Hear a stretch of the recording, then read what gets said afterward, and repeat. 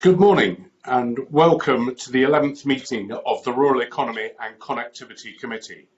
I'd like to thank all members and both Cabinet Secretaries and their officials for their remote attendance today. I'd also like to take the time to thank our parliamentary staff and particularly the Broadcasting Office for all their hard work in ensuring this remote committee meeting happens today. I'd also like to say that the committee recognises the very challenging times in which we are living, and we pay tribute to all the individuals and organisations in the transport and rural economy sectors who are continuing to provide services to support the Scottish economy at this time. Our first item is a proposal that we take item 12 in private. This is to allow the discussion on our approach to the call for views on the impact of the COVID-19 on the rural economy and connectivity. Given the complexities of the group discussion over video conference, I'm assuming that everyone agrees unless a member indicates otherwise. No one has indicated otherwise, so that is therefore agreed. I'd now like to move on to agenda item 2, and this is an evidence session on how COVID-19 has impacted on the transport sector. And I'd like to welcome our witnesses. First of all, I'd like to welcome Michael Matheson, the Cabinet Secretary for Transport, Infrastructure and Connectivity, who is with him Roy Brannan, the Chief Executive, and Alison Irvine, the Director of Strategy and Analysis for Transport Scotland, the Scottish Government. I expect this evidence session to last approximately an hour. So I would ask all members to keep their questions and succinct, and also for the Cabinet Secretary to do the same with his answers. Now, I'd like to invite the Cabinet Secretary to make a short opening statement, please, for up to 3 minutes. Cabinet Secretary. Good morning, Convener. Thank you very much. Since the lockdown restrictions were put in place, demand for public transport has fallen by somewhere between 85 and 90% against normal levels. In tandem with this, walking and cycling trips have increased as people opt to stay in the local area for services and for exercise, a positive change which we want to lock in. As a result of the fall in demand in public transport, operators have significantly reduced services across all modes. Bus and rail to 30 and 43% respectively. Loganair have implemented a skeleton service supported by Transport Scotland to maintain island connectivity, and our ferry operators have reduced their timetables.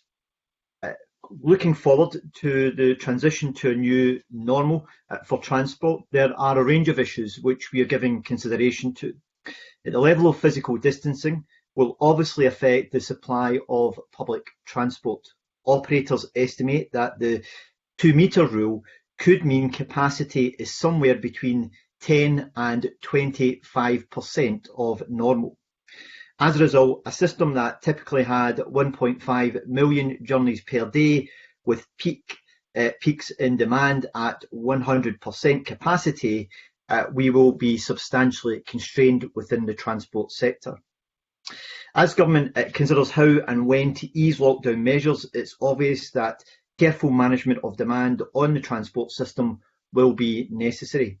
And over the coming weeks, I'll set out our transport transition plan and how that will support people and businesses on that journey to the new normal.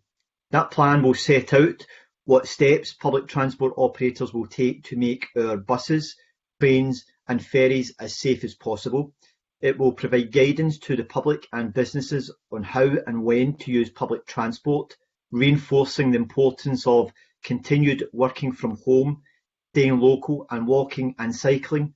It will also set out how we will engage with local authorities, regional transport partnerships and operators to operationalise this across Scotland. And it will support clear travel demand communication arrangements. In closing, Convener, the Scottish Government's plan for transport will be well thought out, linked with key sectors and connecting across all of government to improve lives and to protect our climate.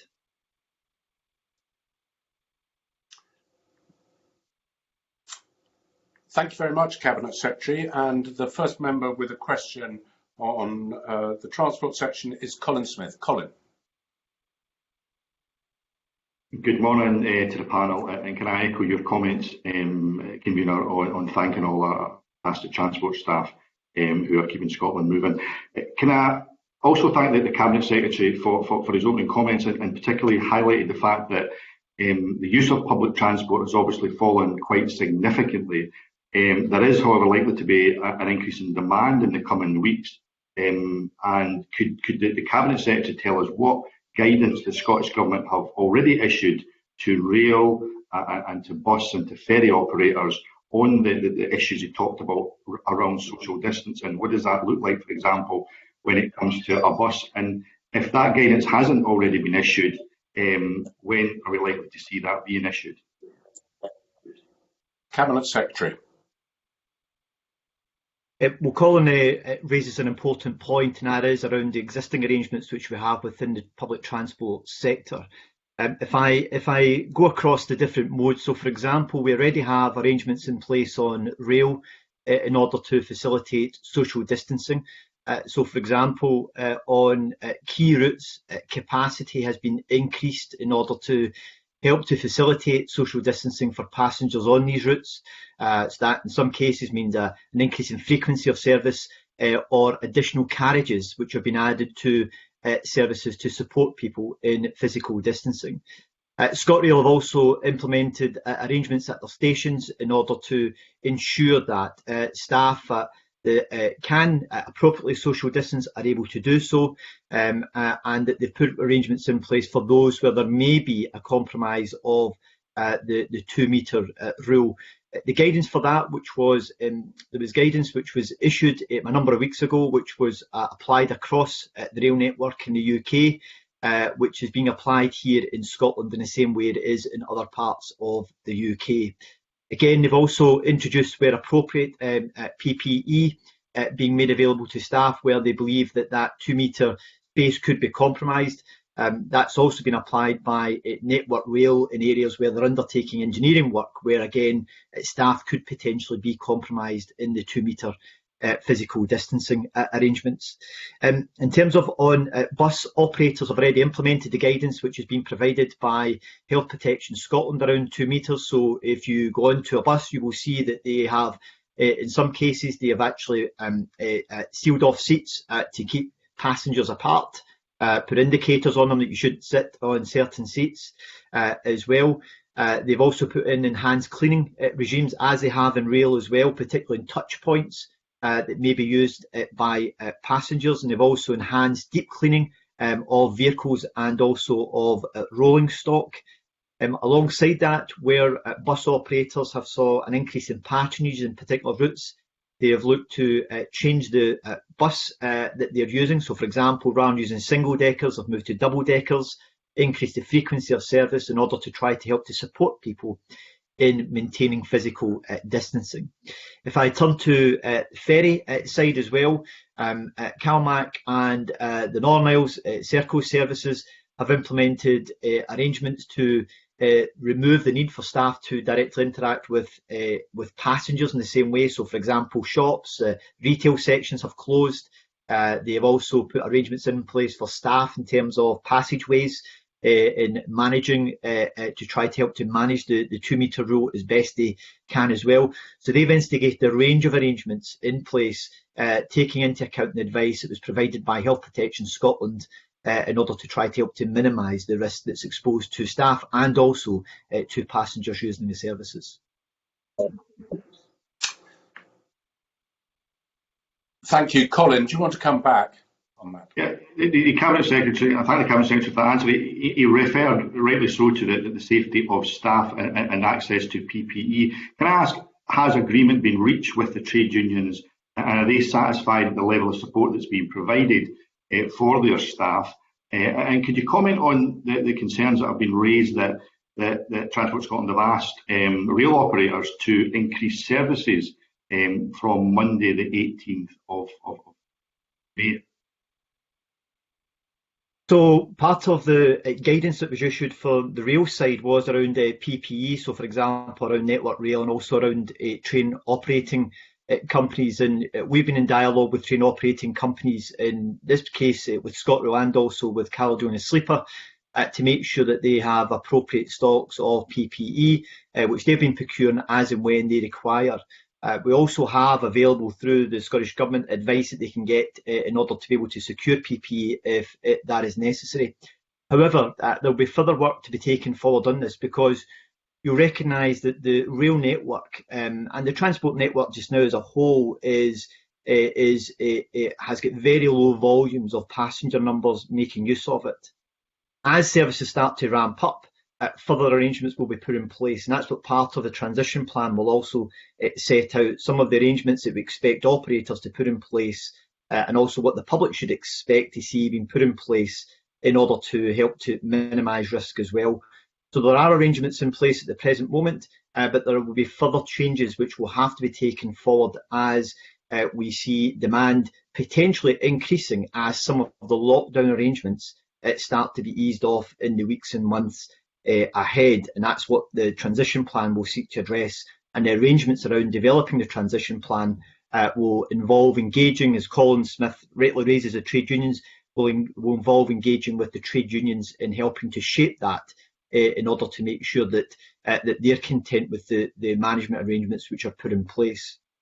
In relation to increases in services, you'll be aware that as it stands at the present moment, the arrangements in Scotland remain broadly the same, with the exception of people being able to go out and physical exercise more than once a day.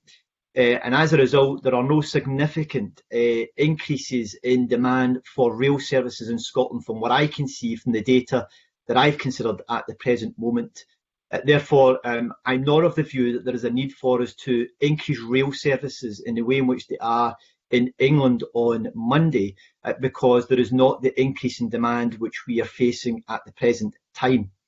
Although ScotRail have undertaken a significant amount of preparation around that, under the direction of officials at Transport Scotland, part of that was to work up consideration around what could happen if lockdown arrangements start to alter to try and help to meet some of that demand. But where we are at the present moment, in my view, does not merit a change in the timetabling arrangements which we have on Monday. However, what we will need to do is we will have to make sure that as lockdown arrangements start to potentially get eased, we will have to try and work ahead of those. So, for example, if there are more significant changes to our existing lockdown restrictions that could result in an even greater demand in our public transport sector, whether that be in rail or in bus, we need to think ahead to start to plan for that increase. From a rail point of view, it can take 3 to 4 weeks to get those changes in place. So it is a bit of an oil tanker in trying to move it into that space. And some of the lockdown arrangements could change in a way that could happen within a very short time line. So we need to plan ahead. So there may be a requirement, or there will be a requirement, I should say, in the weeks ahead for us to start to increasing rail services in anticipation for potential changes in the lockdown arrangements, so that we have got extra demand in the system should some of the lockdown arrangements start to be eased in such a way that it drives further demand in the transport sector, to help to support people when they do start making use of public transport, whether that be rail or bus, that there is sufficient capacity to help to support them in maintaining physical distancing. And I'm very mindful of the concerns that are being expressed by the trade unions in England about what they feel is a lack of capacity in the public transport system to meet the very sudden increase in demand that's occurred over recent days. So I want to try and help to minimise the risk of that. So that will mean at times that we will have to start to see an increase in public transport provision in anticipation of potential changes in lockdown arrangements, so we can make sure that that capacity is there to meet demand should it come along.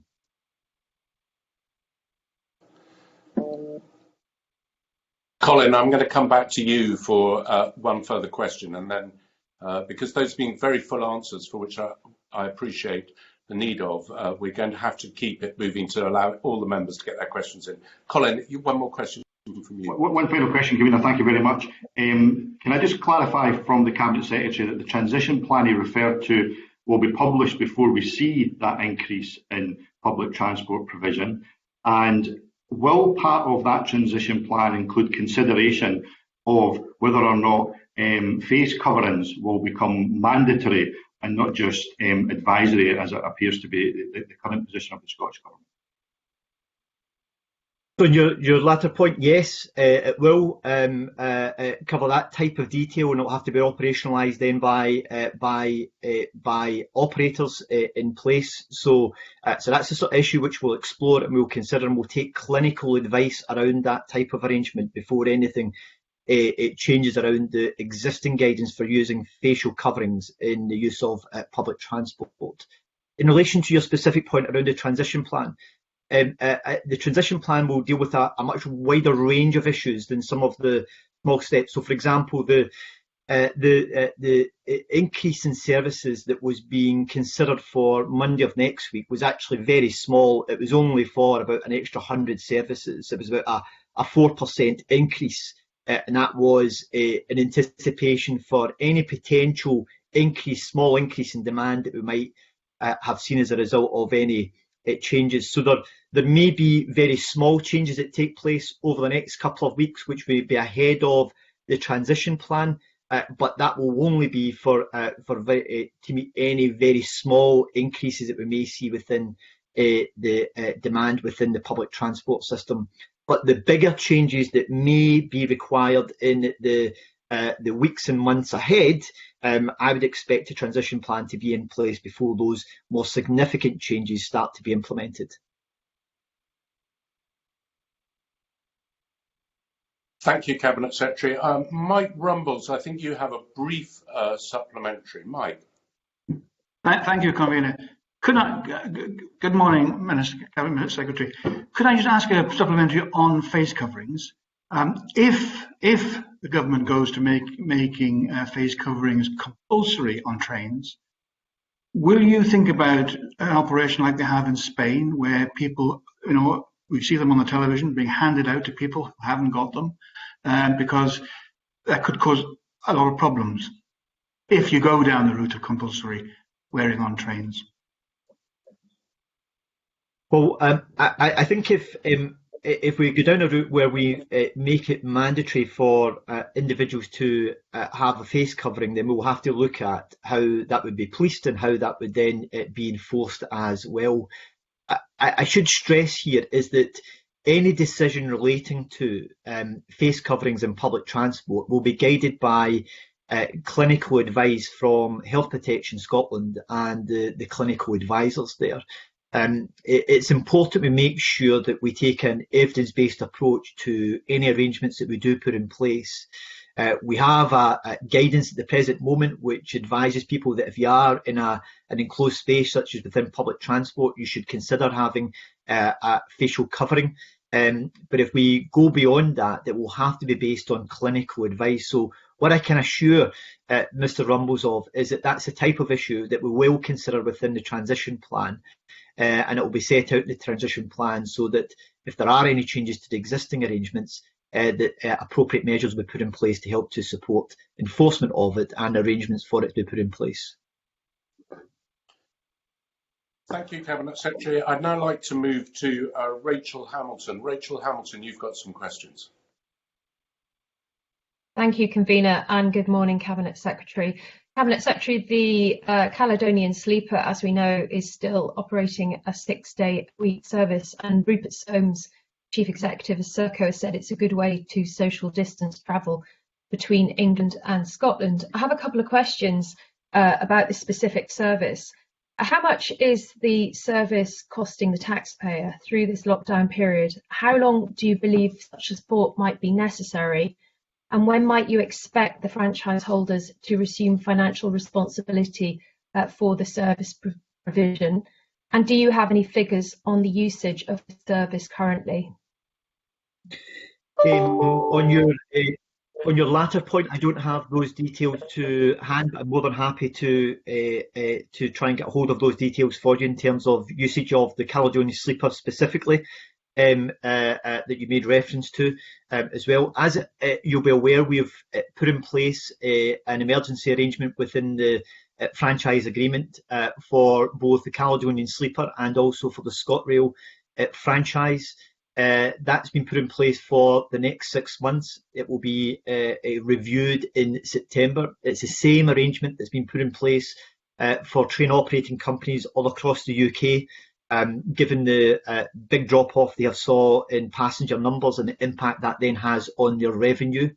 The estimated cost for 6 months across both franchises is in the region of about £250 million.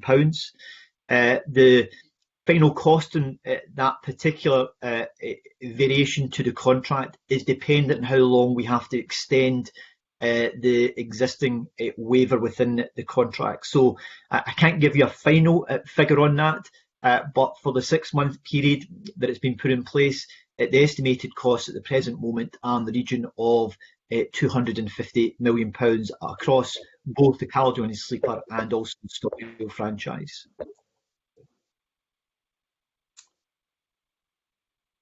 Rachel, yeah. Cabinet, I mean, go again. Cabinet Secretary. Yeah, can I come in, convener? Yes.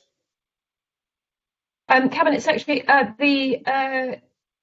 the management fee will still be paid on the premise that ScotRail and the Caledonian Sleeper service still reach service benchmarks. How is that being measured? So there are some parts of the franchise measures which continue to be in place. However, with the emergency arrangements we've put in place with the contract, there is a fixed management fee which we pay to the operator for the purposes of providing the service. So there's a fixed fee within the contract at the present time, which they're being paid for the purposes of providing the level of services which was specified from them at the present moment.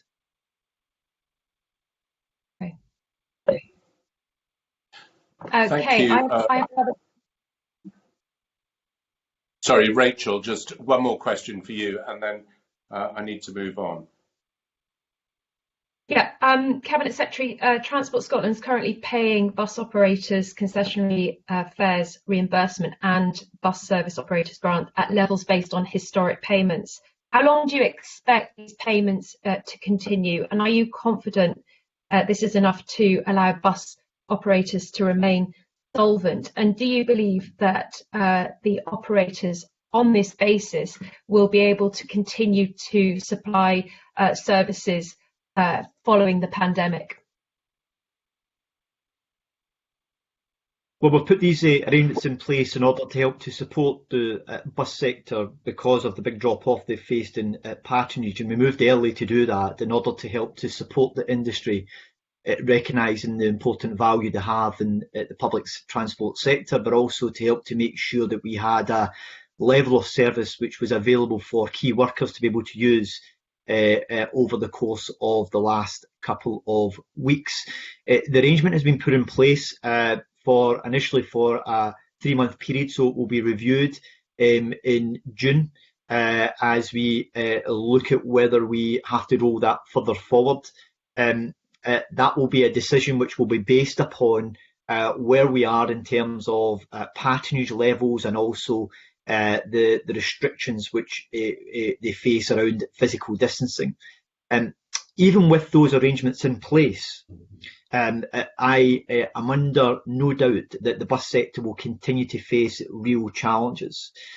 So, for example, if operators, which they are in the way at the present time in the bus sector, providing a level of service that we've agreed with them, and also to prioritise routes for key workers, etc., even if they start to step up services, patronage levels are still going to be as low as potentially 25% on buses. So the dialogue which we are having with partners across the 4 nations, because it's a problem that's been faced by the bus industry right across the UK and in Northern Ireland, is to look at what further financial measures may need to be put in place to help to support the bus industry to deliver further services in the future, because the fare box income will just not be there while physical distancing arrangements remain in place and passage levels can be as low on buses as 25%. So that's a dialogue which we're already having with them, and it's an issue which will have to be addressed going forward. But the outcome of what will come from that particular process is as yet still to be agreed, but there is no doubt that we will have to look at providing further financial support in some shape or form going forward.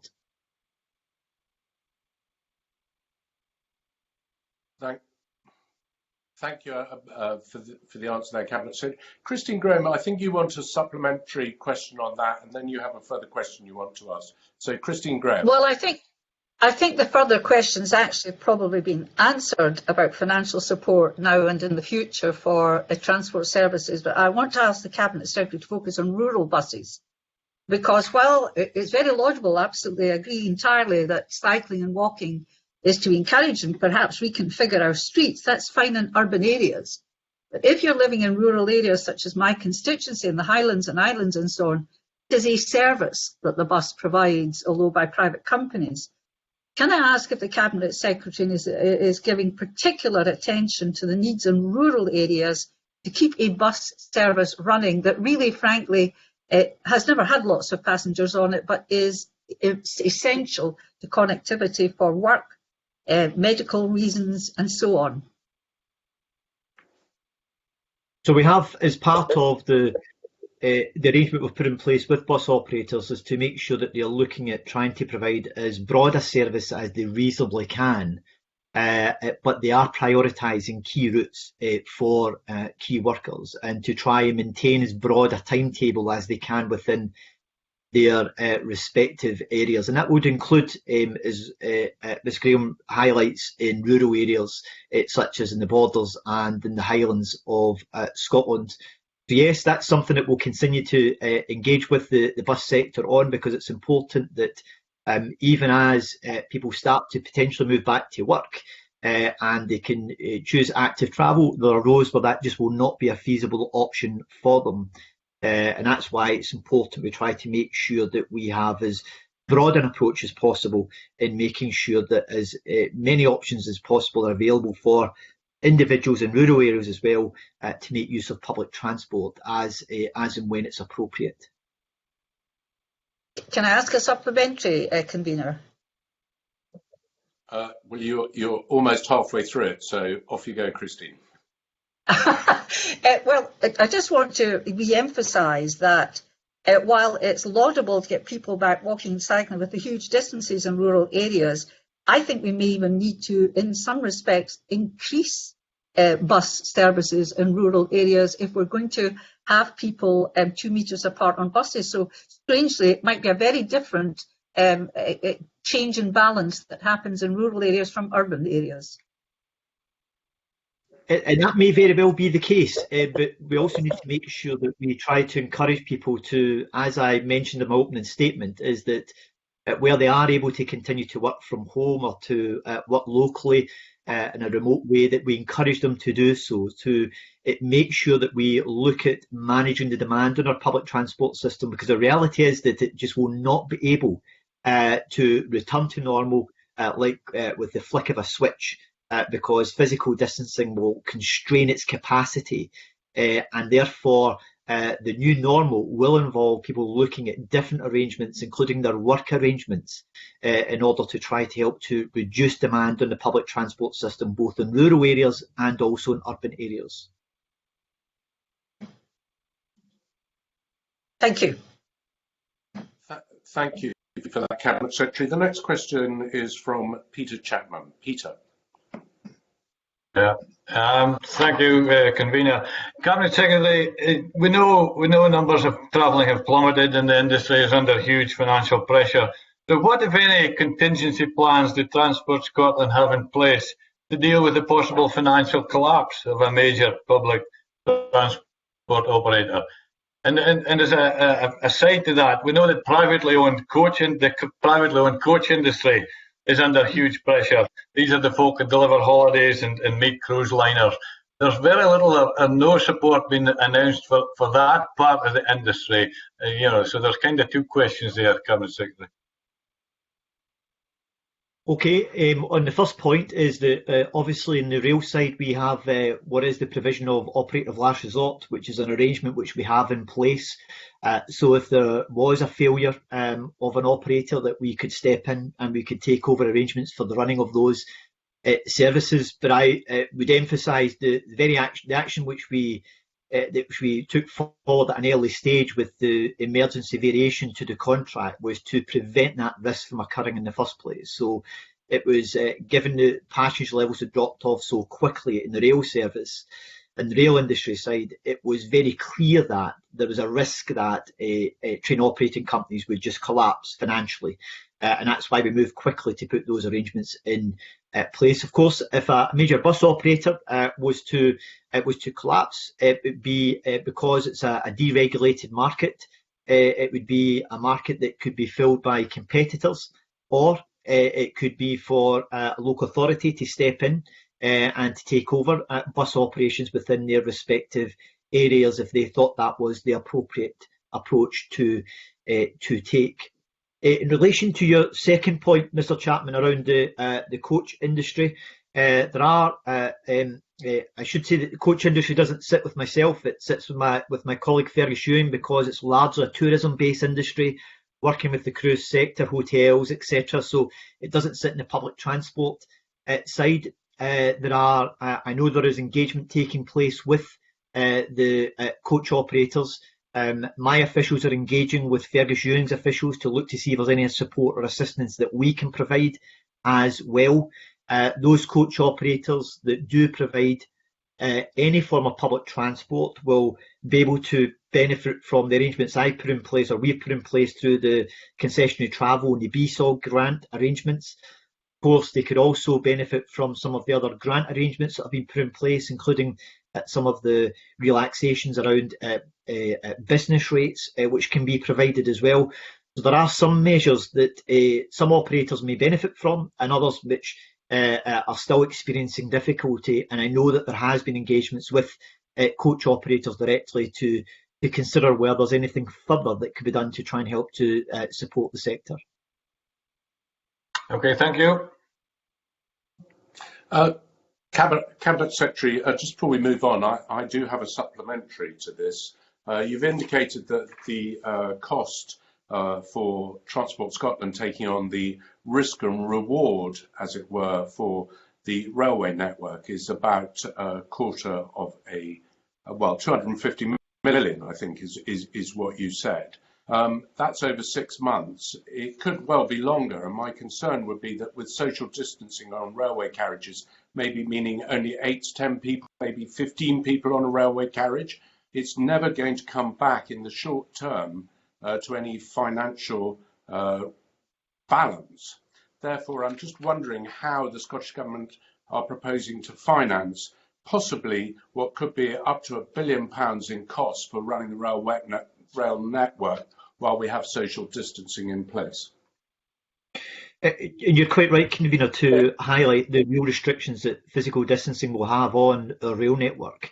I think the figures, to give you a practical illustration of that, I think a 385 service Hitachi train operating with 8 carriages between Queen Street and Waverley can carry in excess of 500 or so passengers. But actually, with physical distancing, it will probably actually be less than 100 passengers that they'll be able to carry. So there is a potential for an extended period of time beyond the initial 6 months where we will have to continue with the existing arrangements, and we will have to look at what financial provisions we put in place in order to manage that. Having said that, the difficulties which we're facing here in Scotland are no different to the very same challenges which are having in other parts of the UK, and the financial costs will be associated in other parts with this, will be associated with this, will apply in other parts of the UK. So part of the dialogue we've been having with the DfT and UK ministers is in looking at what what the wider financial impact could be on the rail network with physical distancing across the existing arrangements which were put in place. But decisions will have to be made around any further financial support that is to be provided once we get to the point in looking to see whether we extend it beyond the September timetable we have in place at the present moment. Thank you, Cabinet Secretary. I mean, it is a considerable cost, and there is obviously concerns that if it's £1 billion and a third of those costs relate to the staff costs and the payment of wages for the staff on ScotRail, that there is continued funding made available, and it'll be, I guess we'll have to wait to see where that money comes from. So I'm going to move to the next question, which is from the Deputy Convener, Maureen Watt. Maureen. Thank you, Convener, and good morning, Cabinet Secretary. If we could move now to the aviation sector, we saw even before the pandemic that it was in a state of flux with from routes. So can you tell us what impact you expect the pandemic to have on the aviation sector, and how might this influence any planned airport or route development? Well, there has been as you rightly say, there's been a massive drop-off in the aviation sector over a very short period of time. So if you take an airport like Edinburgh Airport, that in the course of a year would deal with in the region of around 15 million passengers. At times they are dealing with possibly less than 1,000 passengers per day. Given the drop-off that there has been. So very quick and very rapid drop-off in the aviation sector. What we have seen as a result of that is we've saw airlines get into financial distress very quickly. You'll be aware of the decisions which have been made by companies such as BA to make significant levels of staff redundant. The initial expectations that the aviation industry had was that they thought that the sector would bounce back quite quickly from this pandemic. However, the view from the discussions I've been having with them is that they have now moved to a position where they think the recovery within the aviation sector will be a longer one, and it will take several years to return to the normal levels of passengers that they had prior to the pandemic. And as a result, airlines are making decisions around what future connectivity they will provide to different parts of the world. So, for example, we are now seeing airlines starting to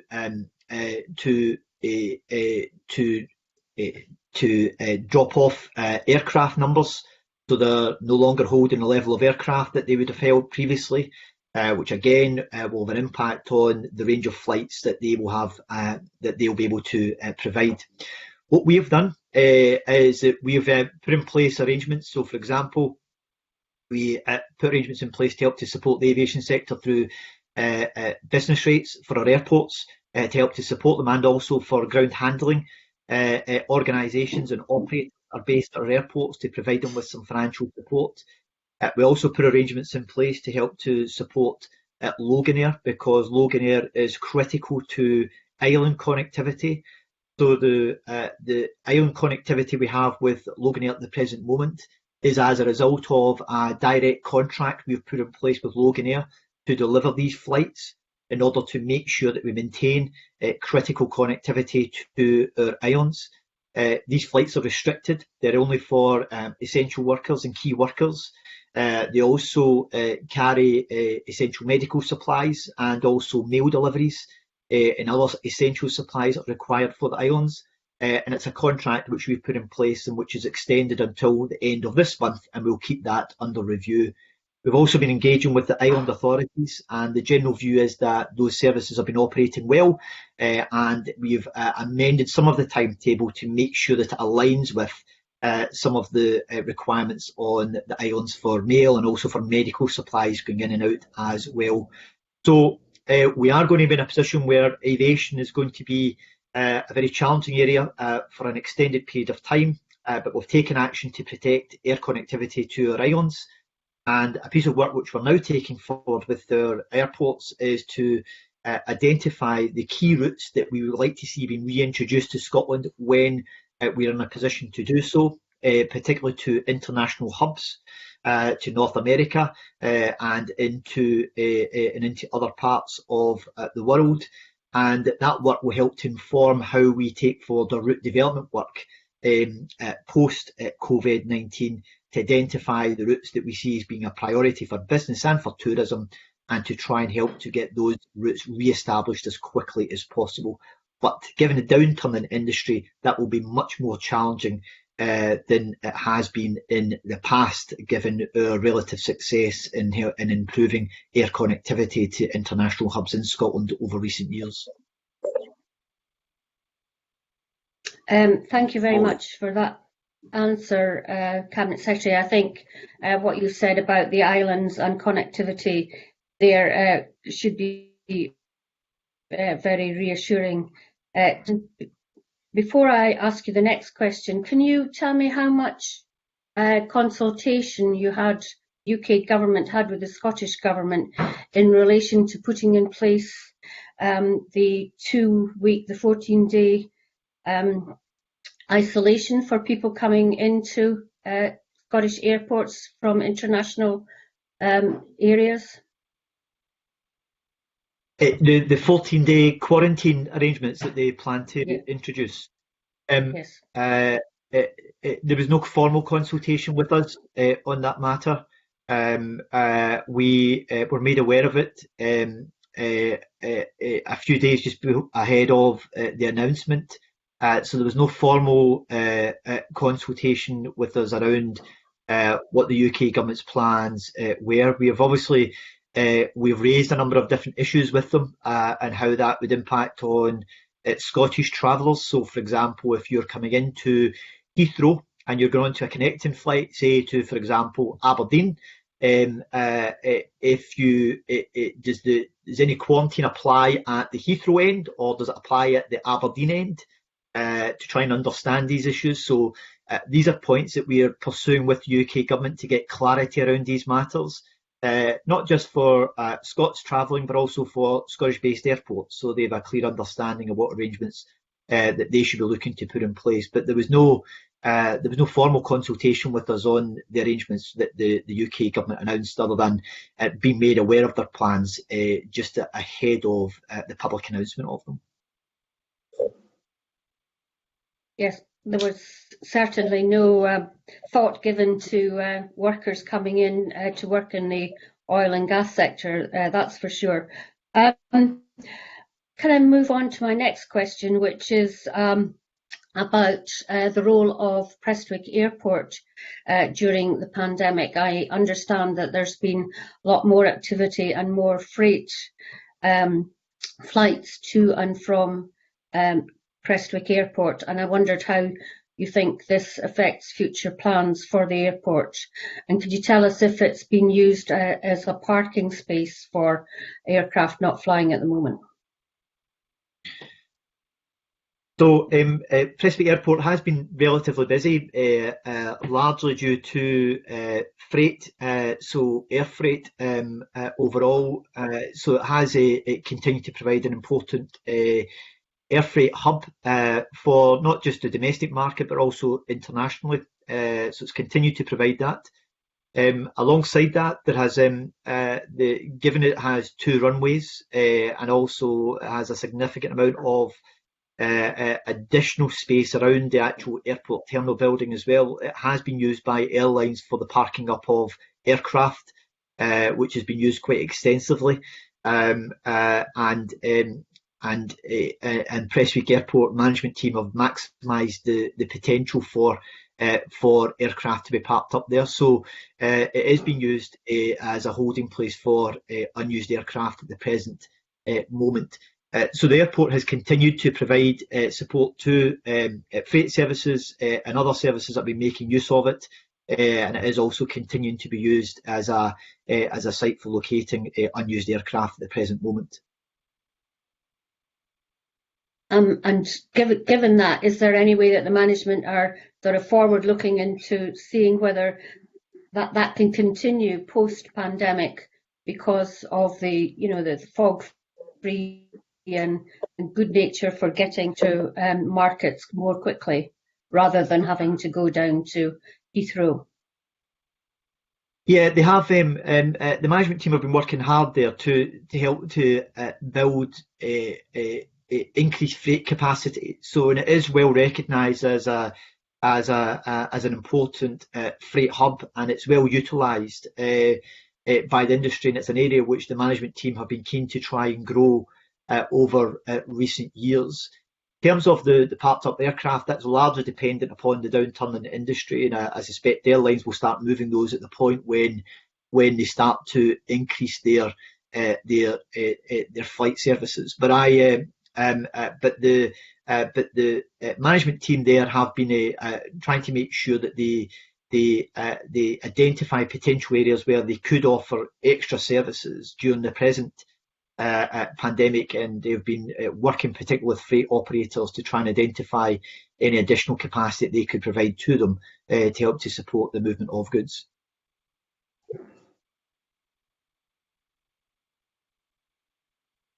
Thank you. Thank you.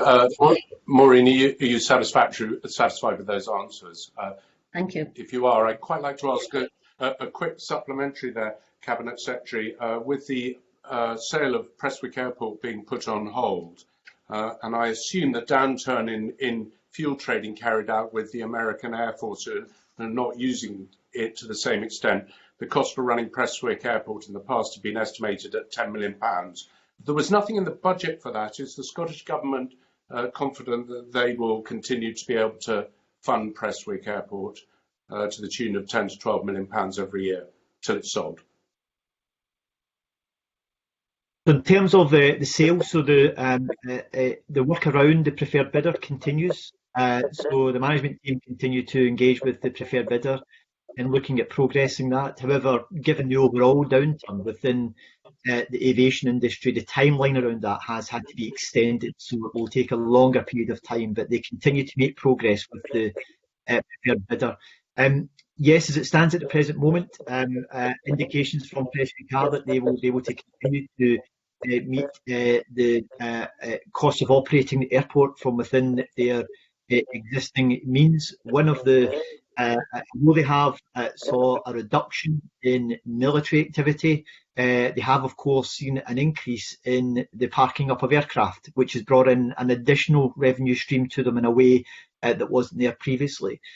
So they have brought in some additional revenue streams as a result of the changes within the aviation industry, which they've been able to capitalise on, and are using that to help to support the business going forward. Okay, thank you. I'm going to bring Mike in, but can I just say to all members that there are quite a few members still want to come in. So short questions and short answers would be very much appreciated, although I don't want to sacrifice the information we're getting from the Cabinet Secretary. So there's a balance there. Mike, briefly, please. Brief question to the Cabinet Secretary. Has the preferred bidder for Prestwick is it pulled out, or are they all still interested? Could you confirm that, please? Yeah, so work around with the preferred bidder continues, and discussions around the sale and their interest on it continues.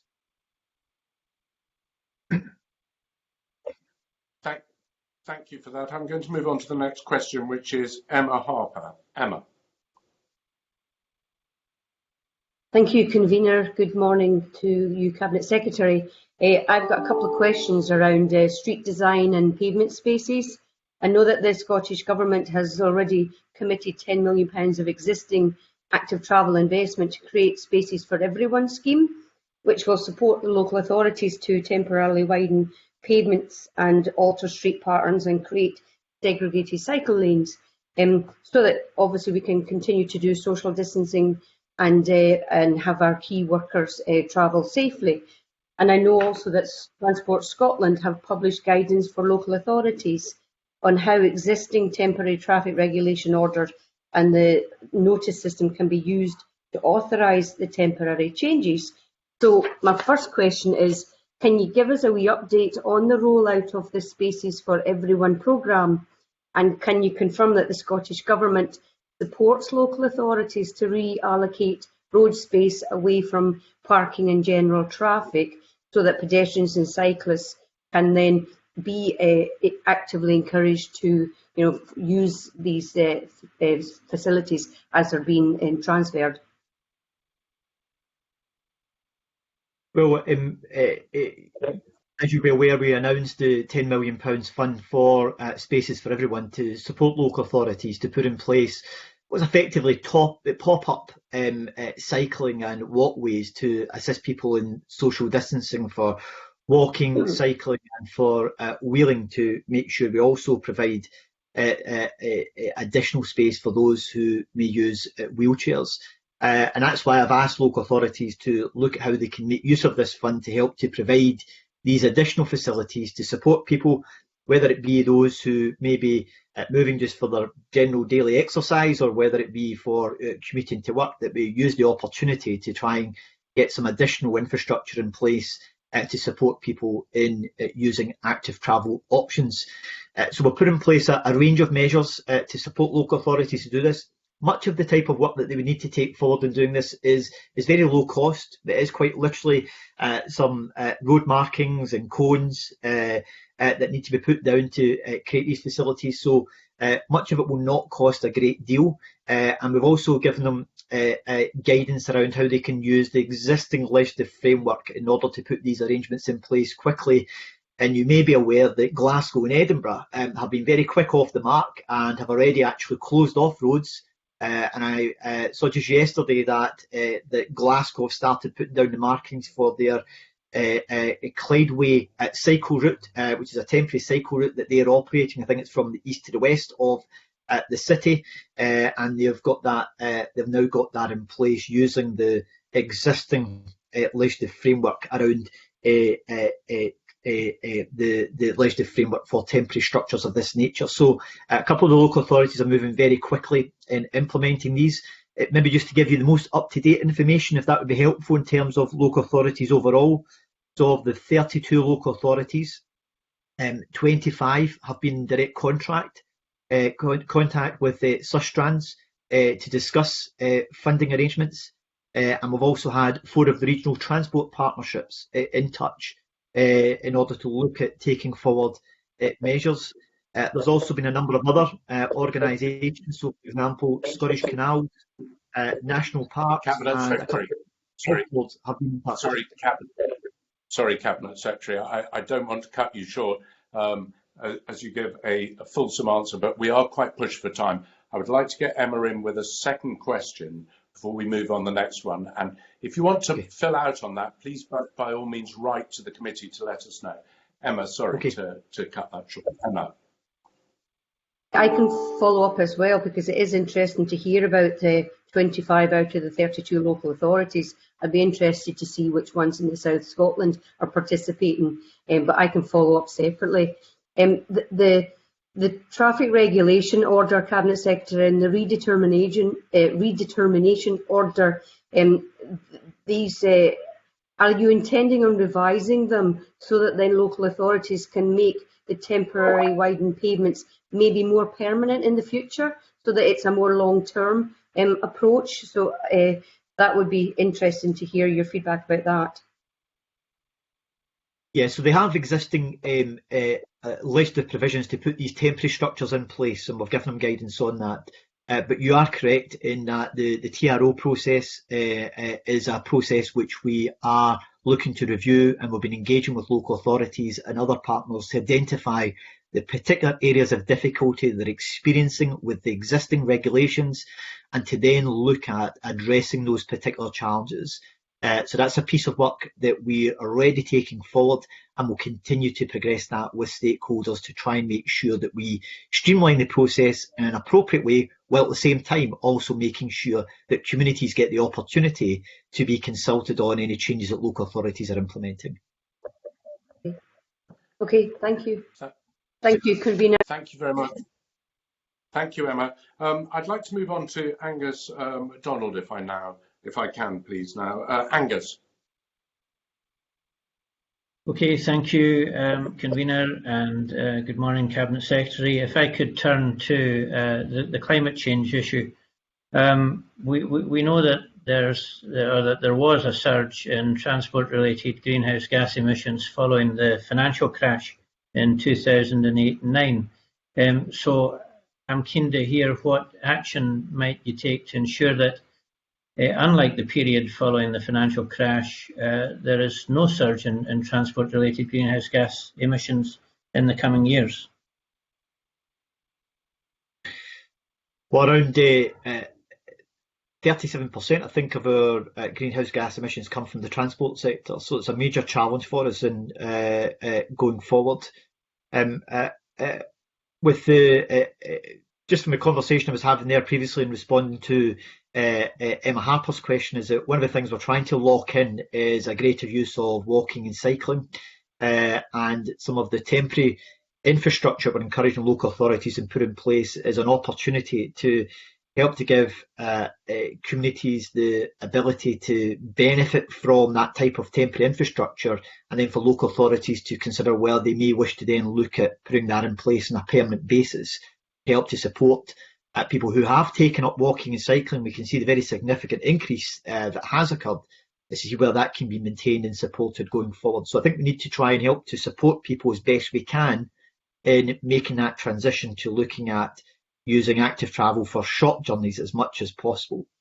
The other important piece of work which we are taking forward, and I'm engaged with my colleague Rosanna Cunningham in this issue, is to look at what further aspects we could take forward within the transport sector as we move out of this existing lockdown restrictions, help to support the industry in moving to low carbon technology.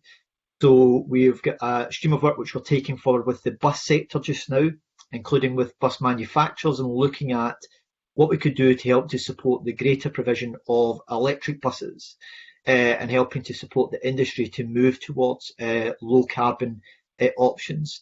And that's a piece of work which we're taking forward in partnership with the Scottish National Investment Bank to help to support what would be viewed as part of a green recovery plan. So part of our economic recovery plan should have a green recovery element to it, to look at what we can put in place to help to support the transport sector in moving towards low carbon or zero carbon options at a quicker pace than had previously been planned.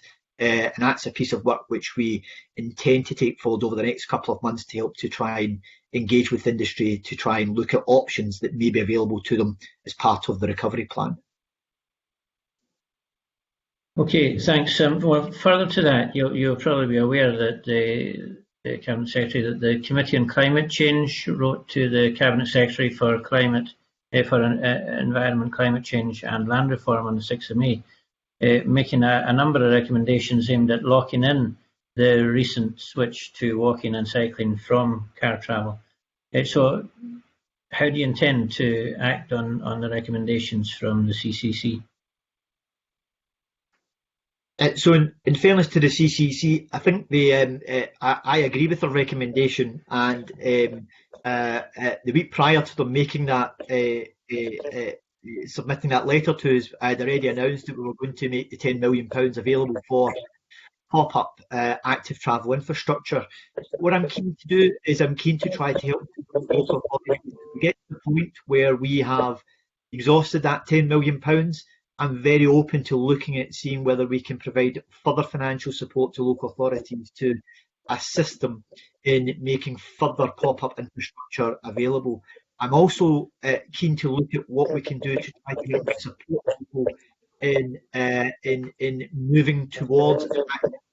So is there more we could do through our grant scheme and the various schemes we have in supporting people to purchase bikes that might assist them at this particular point, and how that could link into any phased reintroduction of moving back to work, where we're working with employers and they're looking at what impact their return to work could have in the public transport system, but they're also trying to line it with encouraging their workforce to consider active travel and other grants, etc., we could put in place to try to help to support them and encourage them to do so. So I agree with the recommendations that have come from the Committee on Climate Change, and the work that we've already put in place, helping to deliver some of the recommendations.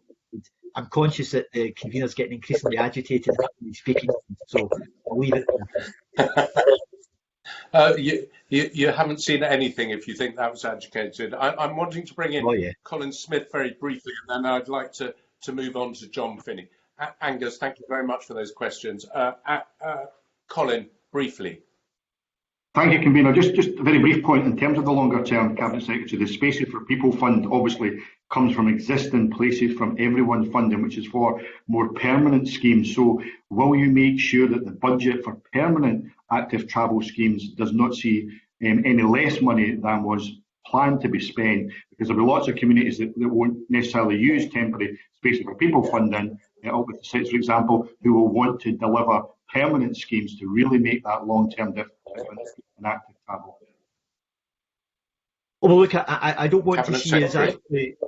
I don't want to see us doing anything that will undermine permanent active travel infrastructure being put in place. But the reality is that I freed up this money on the basis that local authorities would not be able to implement it at the present moment anyway. So they would not be able to put this type of permanent infrastructure at the present moment because of constraints around physical distancing and constraints within local authorities to take forward these projects. So this was funding which has been freed up, and I just want to reassure Mr. Smith that this funding I'm freeing up purely the system to try and help to implement things on a very quick in a very quick time frame, and also to then look at what further action we can take to help to support them. And can I just make the point is that we've already provided local authorities with an additional £15 million in their existing this year's financial settlement to assist them in putting in cycling and walking and wheeling infrastructure. So they already have additional money over and above what they've had in previous years to support them in looking at other permanent infrastructure they want to put in place, and that will be alongside the additional monies that we'll provide them with.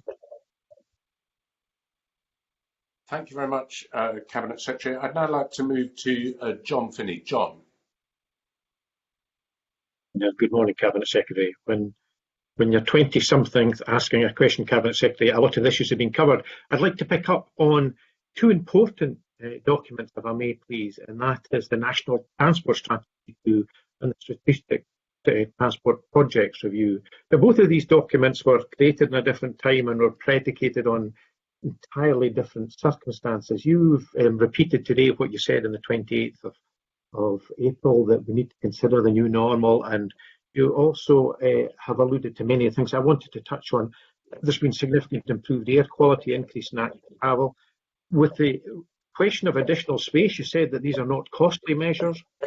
So following on from the very disappointing announcement about the abandonment, albeit temporary, of the low emission zones, could you give a flavour of what that grown-up conversation, you said we need a grown-up conversation, will sound like? Because surely it can't be more of the same. Yeah, I'm sorry, Mr. Finney, I missed the second document. You mentioned NTA. You dropped off just slightly on the second document. Yes, possibly it was my stuttering in it, Cabinet Secretary. It was the Strategic Transport Projects Review 2. Okay, STPR2. You're correct. Well, I think both the National Transport Strategy remains relevant. However, in remaining relevant, we are coming from a different starting point from where we were 2 or 3 months ago. So the NTS remains relevant, and the changes which we are seeing will now be fed into the delivery plan, which you'll recall that I'm developing for the implementation of the National Transport Strategy. So the starting point has changed, and I do acknowledge that and recognise that, and that will have an influence on what we have within the development of our delivery plan, which is an inclusive process and engages with the whole range of different stakeholders in the sector to help to shape what the delivery plan should be taking forward. In terms of the STPR2, clearly that STPR2 will be influenced by the transport hierarchy and also by the investment hierarchy, which are set out within the National Transport Strategy. So given that we have set out what the priorities are within the NTS, that will have a direct bearing on our priorities within STPR2. And no doubt you will see the shift in our approach reflected in STPR2 when it's completed, as it reflects that change in priority. Can I just challenge you on this issue around, I understand your disappointment around the LEZ postponement. That wasn't a decision that was taken lightly, but there are real practical issues with it. It's not because we're stepping back from tackling air pollution. The real practical issues are that the bus operators in particular were unable to actually have the work carried out on their vehicles that were necessary in order to comply with the regulations. And also because of the downturn within the bus manufacturing sector, is that they were no longer able to get access to the new rolling stock that they required as well. So it wasn't about simply just postponing it for the sake of it. There are actually real practical challenges in being able to actually meet the standards that would apply, particularly for the bus sector.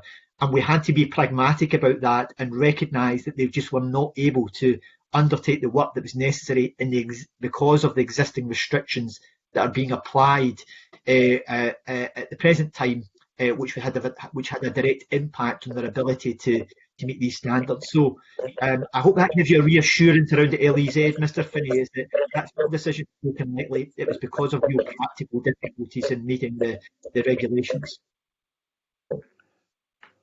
Mr. John, if you'd like to come back with a further question on that, I'm happy to allow one more.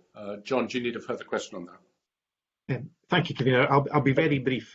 Cabinet Secretary, we're in a unique position at the moment, and key to getting to where we might all want to go is the transition process out. Can members of the committee be assured that there will be full engagement from the Scottish Government on that important transition? Because it seems there's going to be a significant number of decisions relating to transport that will be impacted on. Look, I can assure you that we are engaging with the trade unions. So part of the transition plan will be developed with the trade unions and with operators, and also with passenger representatives as well. So, for example, Transport Focus will be involved in that process to make sure that we try to capture as broad a range of opinion and to try to understand as broad a range of opinion as possible in shaping the transport transition plan. And I'll, of course, be looking to try to keep Parliament and this committee up to date as we make progress with that. Thank you.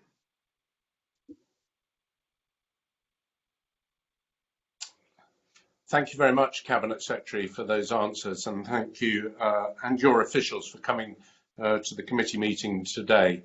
I am now going to suspend the meeting briefly, and I'd ask committee members please to be back in their seats ready to start at 10:15 for the next session with Fergus Ewing. So I now suspend the meeting till 10:15.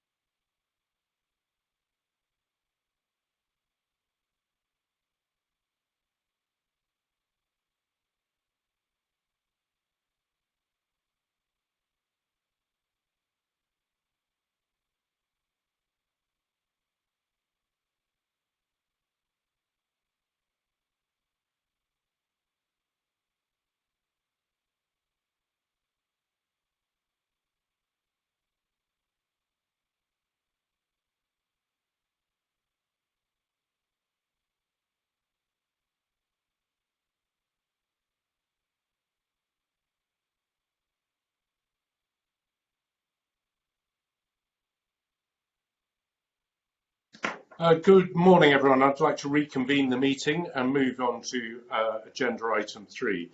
This is an evidence session on how COVID-19 has impacted the rural economy.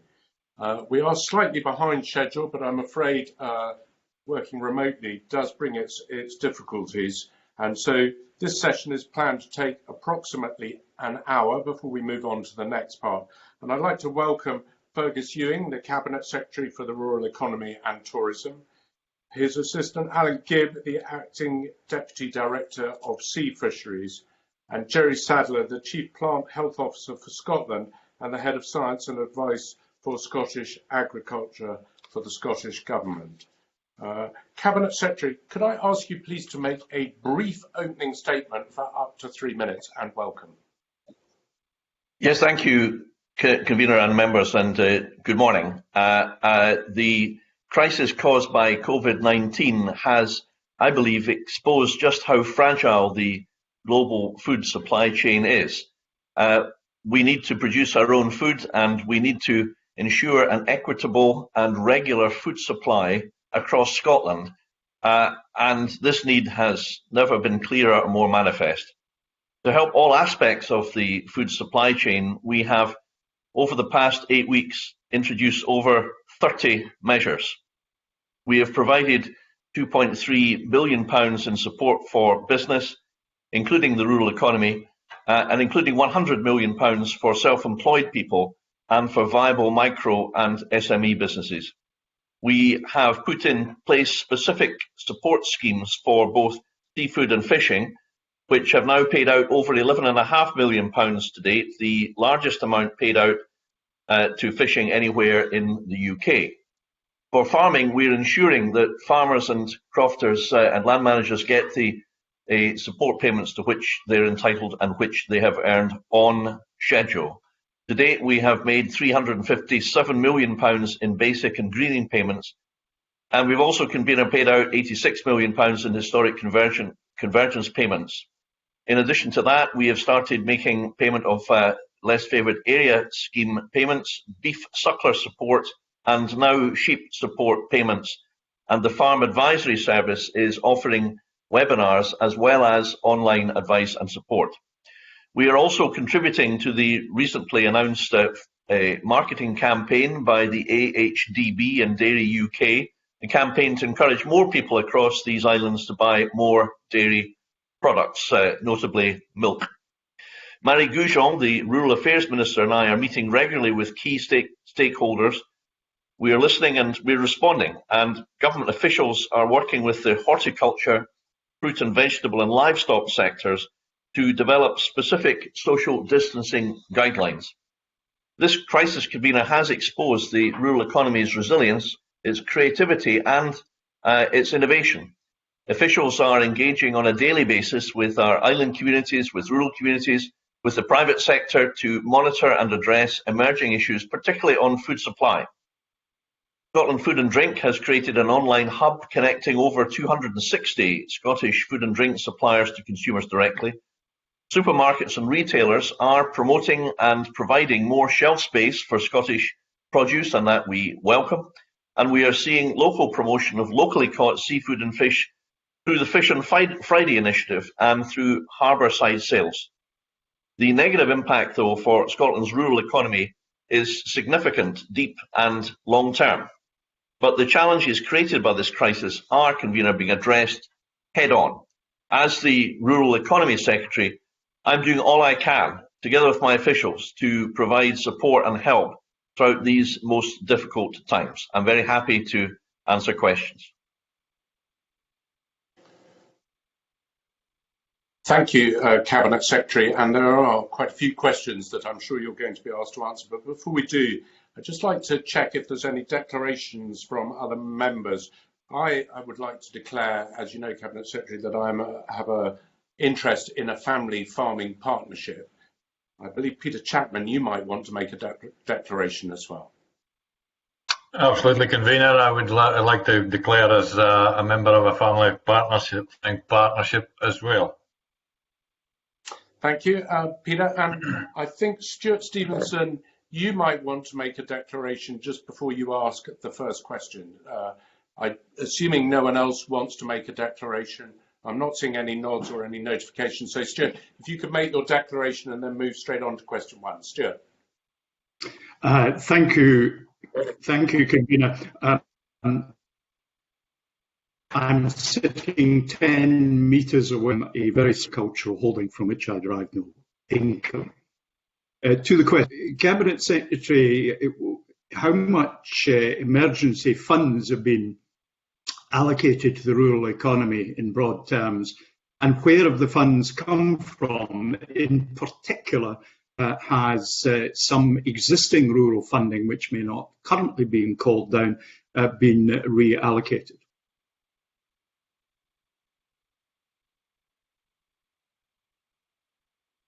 Business recovery and hardship funds, and they come from a range of sources. Plainly, we received a finance from the UK government, but in addition, some of our own resources have, I believe correctly, been deployed to address the crisis that we face. There's a wide range of funds, convener. I have a long list of them here. I'm very happy to go through, but I think there's a fundamental thread running through all this, which may make more sense than just reading out a long list of the support we're quite rightly providing. And that is that the support is designed to help address hardship and to help businesses and individuals navigate this period of crisis. It cannot and does not seek to match all the profit or income that a business may have earned were it not for COVID. Rather, it seeks to enable businesses to provide sufficient financial compensation to get through this crisis. And the challenge we have on that is the scale and the uncertainty of the duration of the crisis, which makes this as a task, I think, for all governments, particularly challenging. But we have, as I say, developed over 30 measures in the last 8 weeks. And I'm very proud of the hard work that so many public servants have done, working hard to help people who are in many cases under real strain and stress because of COVID, affecting their lives, their families and their businesses. Cabinet Secretary, I'd like to bring, before Stuart's got some more questions, I'd like to bring Colin Smith in, if I may, at this stage. Colin, briefly, if you'd like to come in.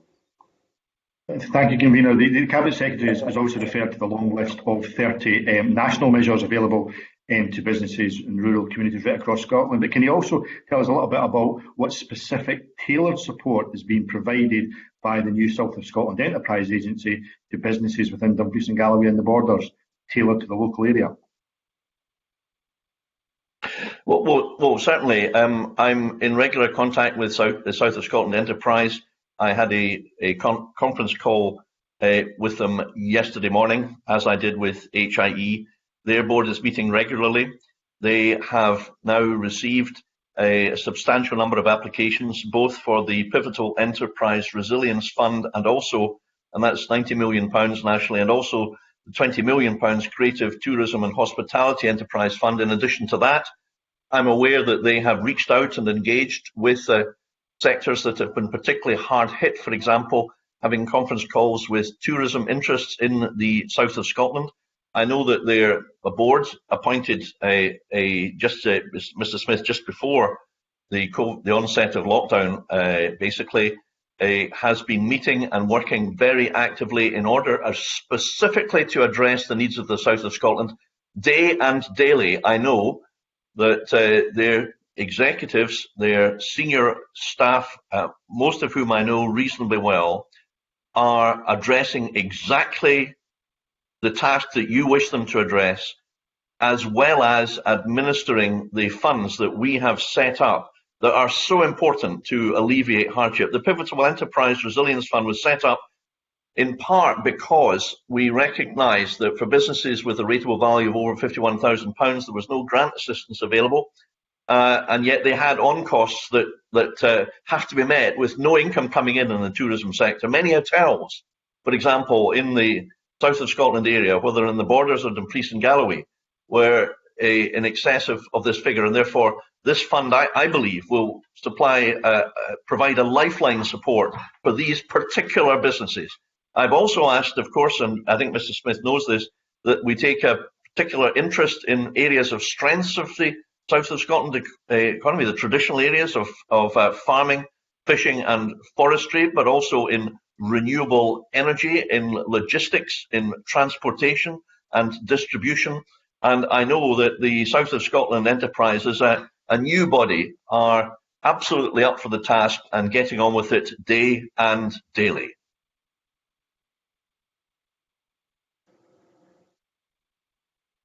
Thank you, and we'll go straight back to Stuart Stevenson for the follow-on questions he has. Stuart. Thank you very much, Convener. I'm going to amalgamate my remaining questions into one jumbo question, because I think that makes sense. Cabinet Secretary, you in your opening remarks talked about a fragile supply chain. You also said that the sector is demonstrating resilience, creativity and innovation. And you've just talked about some of the areas of strength that there are in your answer to my colleague Colin Smith. So taking all that in the round, what sectors of the rural economy are you going to be focusing on in particular to provide support to keep them going? But perhaps in the context of the opportunity that the fragile supply chain presents, what sectors do you think there's opportunity for the government to support to actually build new economic activity in rural areas that might not have existed before, and as we come out of lockout? And finally, just as part of all that, how are you using this to prepare coming out of lockdown in due course? Secretary, that's a huge question, and a shorter answer would be grand. Well, I was going to say it's not just a jumbo question, but a whole herd, Convener. But seriously, I think actually every traditional area and new areas of the rural economy have within them people, men and women, who have ambition, drive, entrepreneurial flair, and ability to do things differently. I think the general public may not be aware of the extent to which digital technology is features in farming now, in ensuring efficiency, the correct application of fertilizer, avoiding overuse, getting the best yield from crops in arable. And similarly, that's true in forestry and fishing as well. The rural industries are no longer kind of rustic and simple. They're highly complex. And I think there are enormous opportunities in every, but there are particular strains at the moment, especially I think facing the beef sector, where in farming, where many farmers have been sustaining losses before COVID, and they're now exacerbated because of the loss of the hospitality sector and the canteen trade, cafe trade as well. So the milk sector as well is facing some pressures, and no doubt we'll come on to discuss these. But I do think that, to answer the question as briefly as I can, Convener, that there are tremendous opportunities in Scotland, and post-COVID, the resilience of the people in rural Scotland is an enormous asset to this country, and one that we will fully deploy and seek to support as best we can in the enterprise network and elsewhere. Thank you. Thank you, Cabinet Secretary. And we are going to move on to the next question, which is going to come from Peter Chapman. Peter. Thanks, Convener, and good morning, Cabinet Secretary. I'm going to speak a wee bit about the fishing industry. You have mentioned the various schemes that have been put in place to support the industry, and both the catchers and the processors, and I certainly welcome that. So my first part is, can I ask, is that money flowing into the bank accounts of the various folk that are hoping to receive that cash? And the second part of my question is, I recognise that the white fishing boats have had no real support for their part of the industry, and I wonder why that is. Well, I don't know that I would accept the characterisation of the question, but I'll do my best to answer it. That to date, for the under 12 metres scheme, over £4.5 million has been paid out, and the majority of applicants should have been processed by the end of this week. We will then focus, Mr. Chapman, on those who have not yet applied for whatever reason in the over 12 metre scheme. And bear in mind that the over 12 and the under 12 scheme were worked out in collaboration with the fishing stakeholders, including the Scottish Fishermen's Federation. The over 12 metre scheme was more recently announced, is progressing well, and more than half the eligible vessels have already been paid, with £1.7 million paid out to date. Larger pelagic vessels, mackerel and herring, aren't covered, though due to the seasonal nature of their fishing activity wouldn't be fishing at present in any event. Vessels targeting whitefish, such as haddock and cod, are currently not covered. As Mr. Chapman will know, markets remain open and significant fishing activity continues, although at very reduced levels.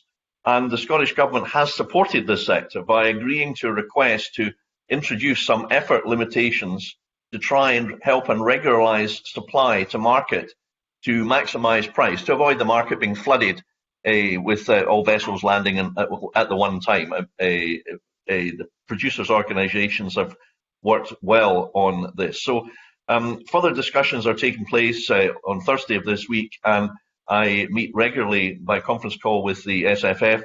If Mr. Chapman or convener, you want more information, my lead official, Alan Gibb, can readily provide that about more detail about the disbursement of the funds. Peter, do you want to come back with a follow-up? Yeah, well, I mean, I accept. I'm glad to hear that the funds are actually flowing. That is excellent news. But I do reiterate that the whitefish sector has had very little support in comparison. But there are other mechanisms in place. So my second question is: to what extent will the UK government's business support schemes and schemes to support the self-employed, for instance, help the fishing industry? Well, the self-employed scheme, which I believe is open for applications today, so I heard earlier this morning on the radio, that this will be open to all who are self-employed, and most fishermen are self-employed. So that is a scheme from which I would expect them to benefit. And of course, the Scottish Government set up a self-employed scheme of our own, which allows more newly self-employed people to qualify, because the UK one has a number of strings and limitations. I think about a 3-year rule, which cuts out, obviously, convener, those who are more newly self-employed. But I don't know if Mr. Gibb would like to, I'm conscious I may have missed out important matters. Maybe I could just pass to Mr. Gibb, if I may, convener, briefly.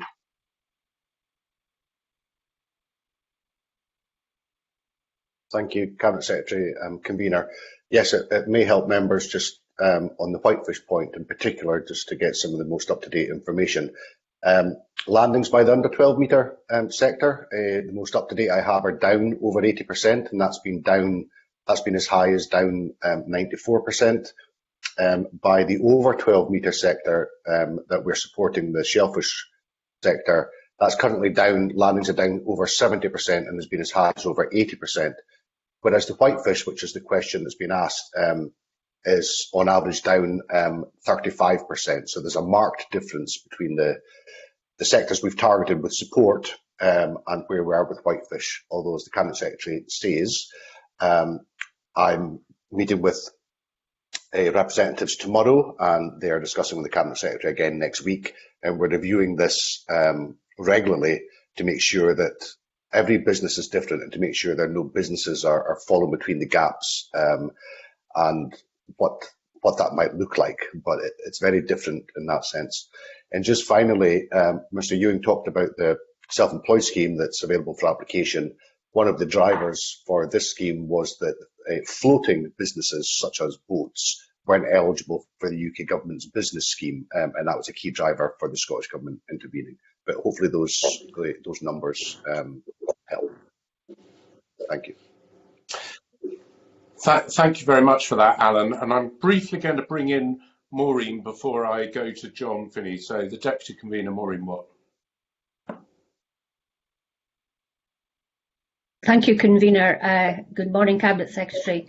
I just wondered what discussions you'd had with the fishing industry in terms of their employees, because many of the workers on the larger vessels are not UK based, and I wonder if they've gone home or are they being supported at this time? Thank you. Thank you, Convener. Well, I have had discussions with the SFF and others with regard to the plight of crew on vessels and a number of aspects. We had a conference call, Convener, with the mission men, who do a great job in looking after the kind of mental welfare, the human side of those who fish in the sea, and particularly those who've come from far distant places, such as the Philippines. There's also a lingering issue, I'm afraid, of the restrictions on particularly Filipino crew who are particularly skilled as seamen in seamanship and in fishing skills, and the rules make it very difficult for them to be treated humanely. We have raised this with the UK government, and I really do hope that this will be something that they will take on board. So Ms. Watt is quite right to say this is an important issue. I think probably Mr. Gibb could give a little bit more information if there's opportunity for him to do so, Convener, but, well, that's a shame. Never mind.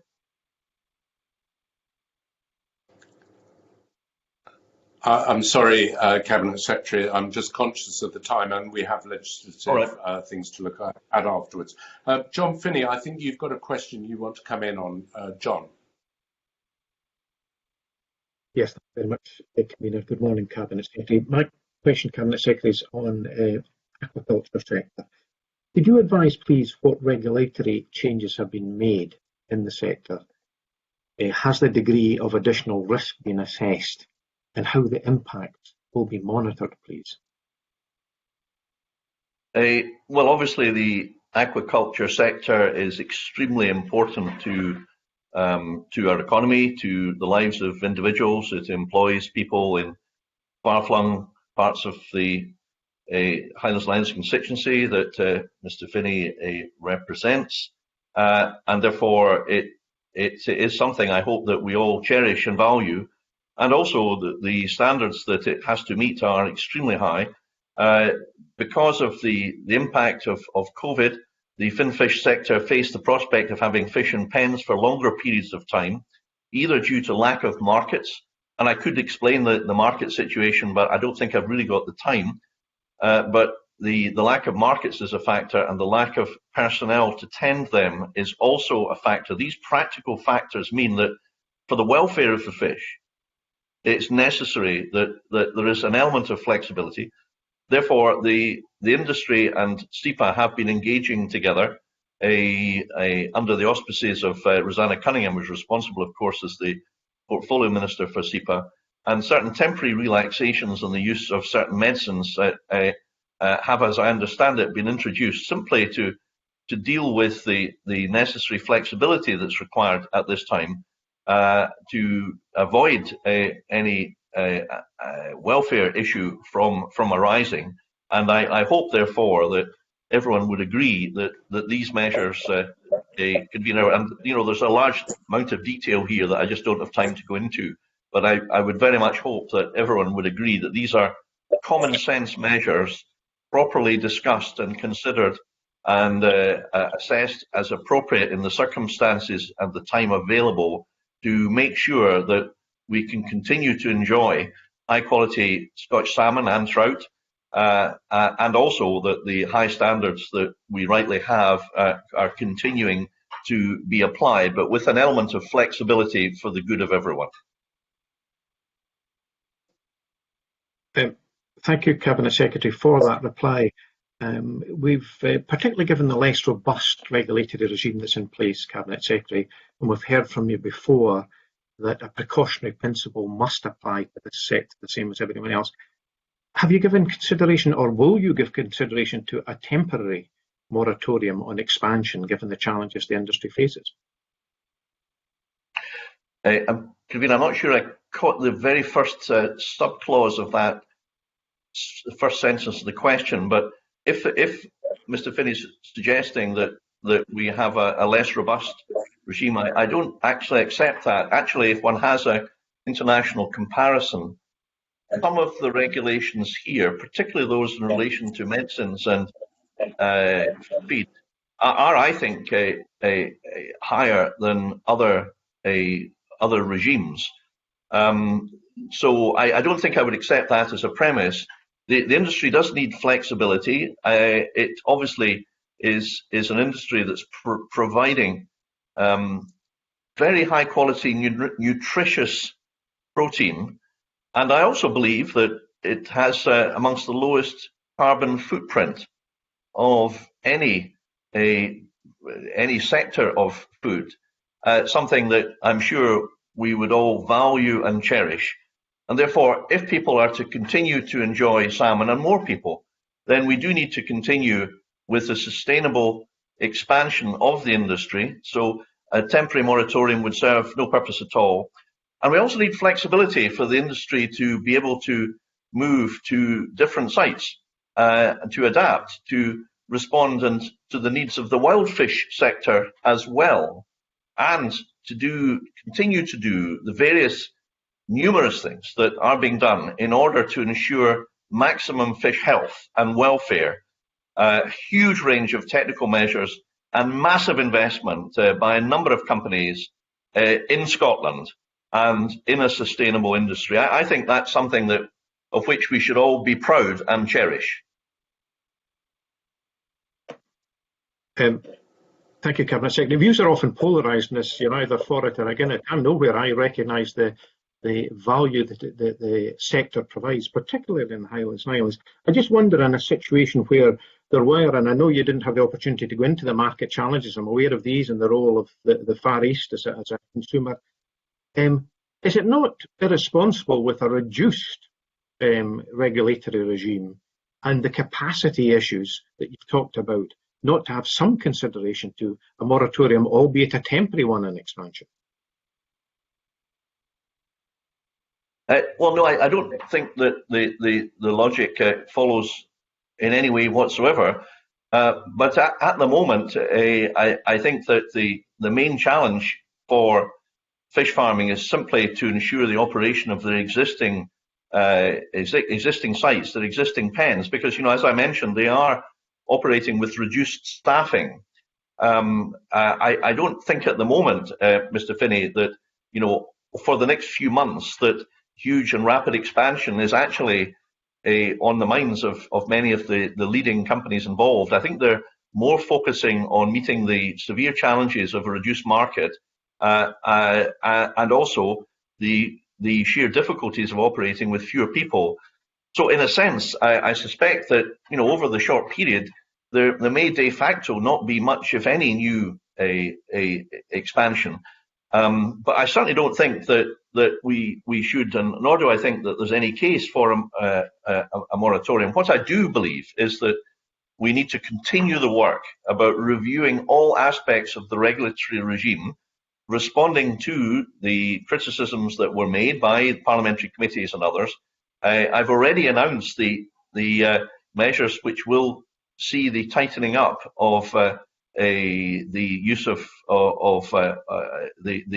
the infractions in respect of sea lice, and we are also very close to finalising work in relation to the interactions between aquaculture and the wild fish sector, principally salmon, and we are also announced a consultation in respect of regulation of wrasse, which, as Mr. Finney well knows, is a fish that naturally preys on sea lice and therefore in a natural way helps to control this problem. So I would argue, Convener, that we're doing all sorts of things, and I would have thought Mr. Finney would be deliriously happy with the government's concern to pursue all of these matters diligently and as swiftly as is possible.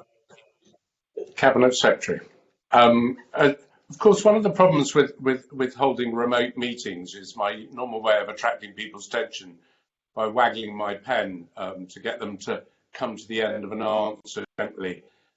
I can't see the pen, sorry. Possible remotely, so No, you can't, and that's my problem is managing time. But I thank you for that very fulsome answer to that question, and I'm conscious, Cabinet Secretary, that of time restraints for everyone here, and the amount of questions we've still got to get through. So I just really implore members and you, Cabinet Secretary, short, snappy questions, short, snappy answers are great. I'm coming now to the Deputy Convener, Maureen Watt. Maureen.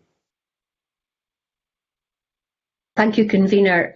Cabinet Secretary, one of the areas of your portfolio which gets a lot of media attention is that of, particularly, and the fruit and veg sector.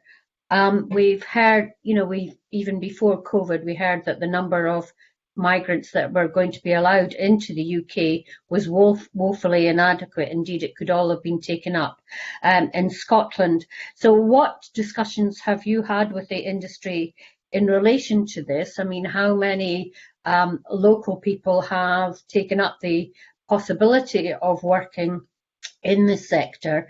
And one of the things that really concerns me is the requirements for health and safety of employment rights of all farm workers, including particularly those of migrant workers, in terms of social distancing, access to healthcare. I wonder if you could give us briefly a snapshot of the work in this area. Sure, I'll do so. And there's really two elements here. First of all, as regards recruitment, we have been supporting a development of employment platforms with Skills Development Scotland working with Lantrat and NFUS in order to encourage more people, Indigenous people, to work in the fruit picking sector. The second part of it is in relation to welfare, and Ms. Watt is absolutely right that the welfare, particularly of migrant workers, is something that quite rightly has involved us spending a great deal of time working with the growers, with individual companies, with leaders in the sector, but also with the NFUS, working with colleagues in the Scottish Government to ensure that they are observing social distancing in the way that the fruit is picked, and also in the habitation and transportation.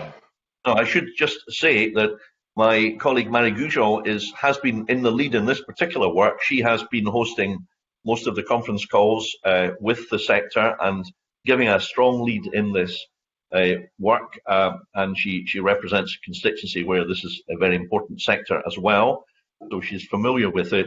And Professor Jerry Sadler is also on the line here, and I think probably, Convener, because I'm not directly dealing with it, I think if there's any further follow-ups, it might be best if Professor Sadler is able to provide a bit more detail than I necessarily could.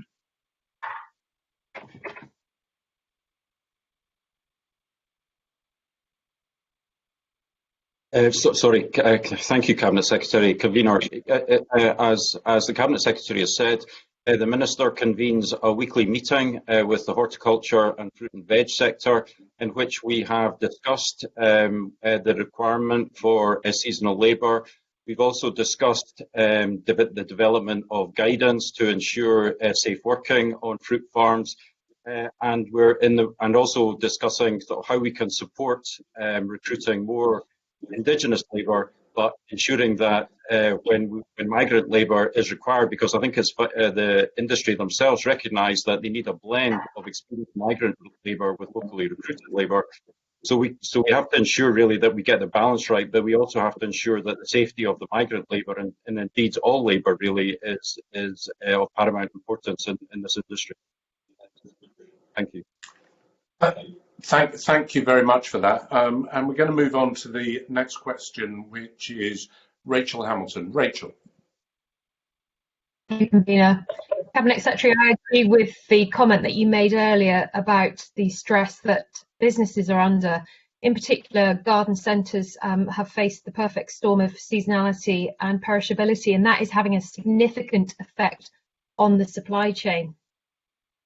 Cabinet Secretary, garden centres are opening in England today, and we're seeing that companies like Dobies and Klondike, who have headquarters here in Scotland, cannot open in Scotland, but they are opening in England. I want to ask what you are doing to support the horticultural industry and to ensure that the supply chain and the companies that rely on those supply chains are not collapsing. Cabinet Secretary. Well, thank you. Thank you, Convener. Obviously, the public health measures we're taking do require people to stay at home for the reasons of saving life and avoiding pressure on the NHS. And therefore, up till now, across these islands, the garden centres, as I understand it, have not been operating as they were, particularly those, Convener, that have cafes and restaurants.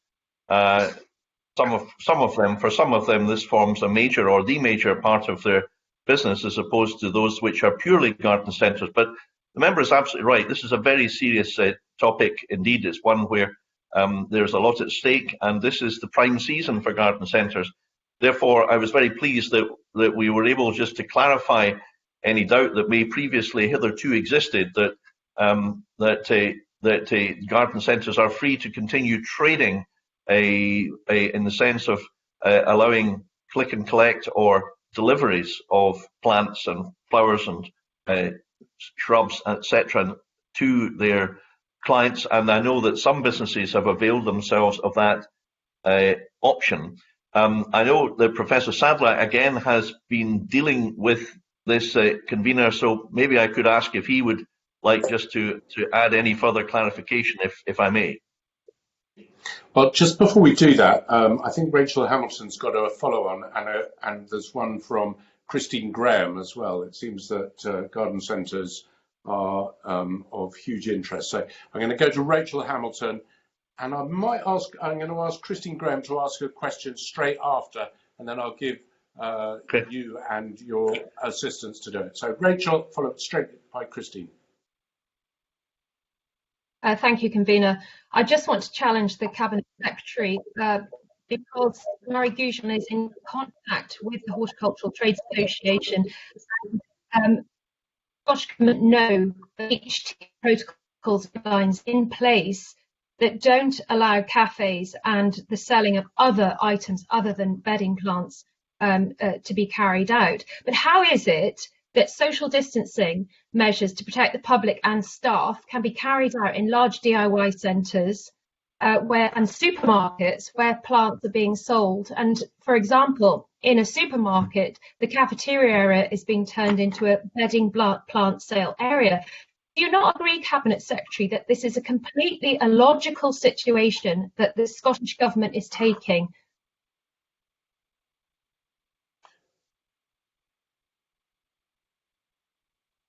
Sorry, Cabinet Secretary, just before you come in, we're going to take Christine Graham's question at the same time. So, right, I'm on. Christine Graham. Sorry. Yes, I very much support what Rachel. I beg your pardon, Convener.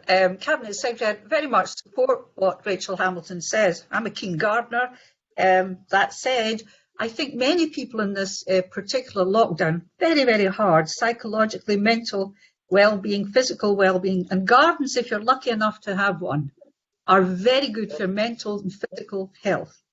And having seen how it can operate in England and in Wales by cordoning off the other areas with household goods and gifts and so on, and having directions and arrows where people can move to get their plant compost and their plants, I really think, I hope the government thinks again about this, because we're not just talking about the garden centre, we're talking about the plant suppliers, and we're talking about health and well-being. Many, many people for whom that is their only outlet when they're in lockdown. Cabinet Secretary.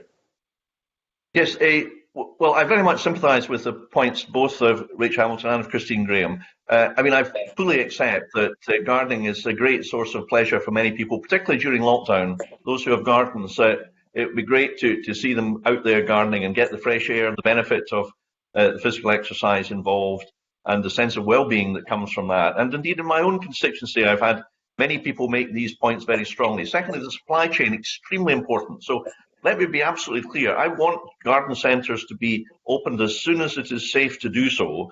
But the overriding question, Convener, is a question about the extent to which we require continuing precautionary measures in order to address the main objective of saving lives and preventing an overwhelming demand on our NHS acute medical services. These are very difficult issues, but as the Rural Secretary, I absolutely agree with the sentiments expressed.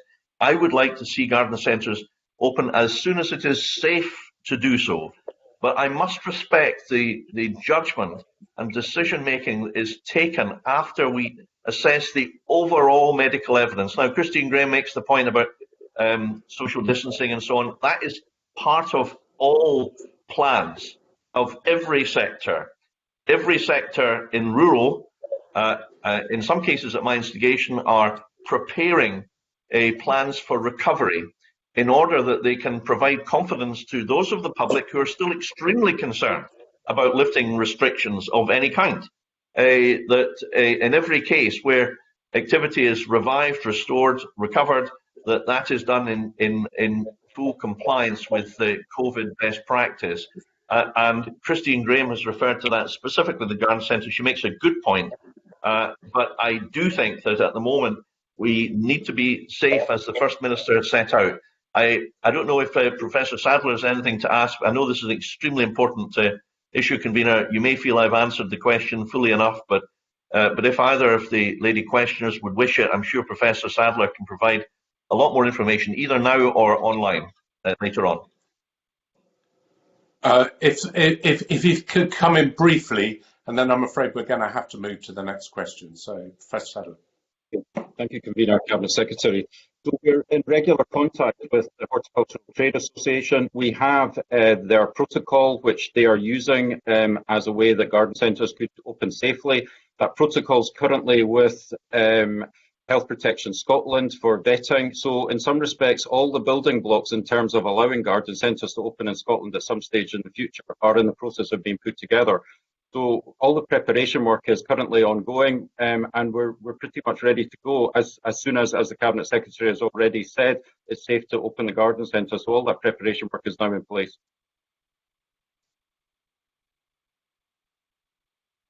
Thank you very much for that. And we're going to move straight on to the next question, which is from Emma Harper. Emma.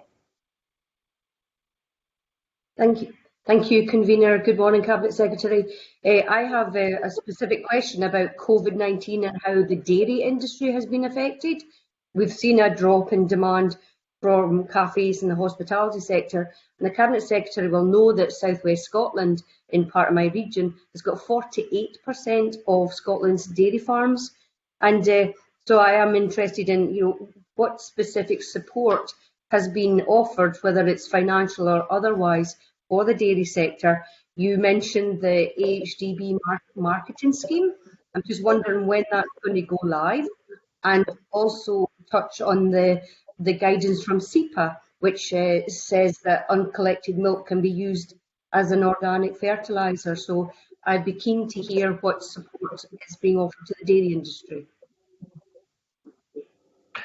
Well, thank you, Convener. Just yesterday, as it happens, I had a conference call with in the dairy sector, some of them on the NFU, and others in other senior positions within the dairy sector, and we've discussed in detail the complex situation that the sector faces across the UK.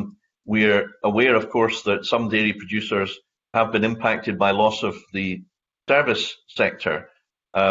Most of the dairy farmers in Scotland are in the retail sector rather than the service sector, and most in the retail sector have not suffered to the same extent. The problem, I think, is a bit more acute in England, south of the border, where there are a larger number of farmers affected. We have been, as well as speaking to industry in Scotland, we have been in contact with the UK government about their proposed measures. Those proposed measures, I'm not sure, have actually been finalised yet as to how they will be financed. I think it's being suggested that money will be taken out of the basic payment for all farmers in England next year and top sliced for the dairy sector so that other farmers would receive less. At the moment, we're keeping a watching brief on whether or not we need to introduce measures in Scotland. of a similar or identical nature. We're keeping a watching brief, convener. If I could just say to Emma Harper that my approach here will be the same as I outlined at the very start of this questioning session.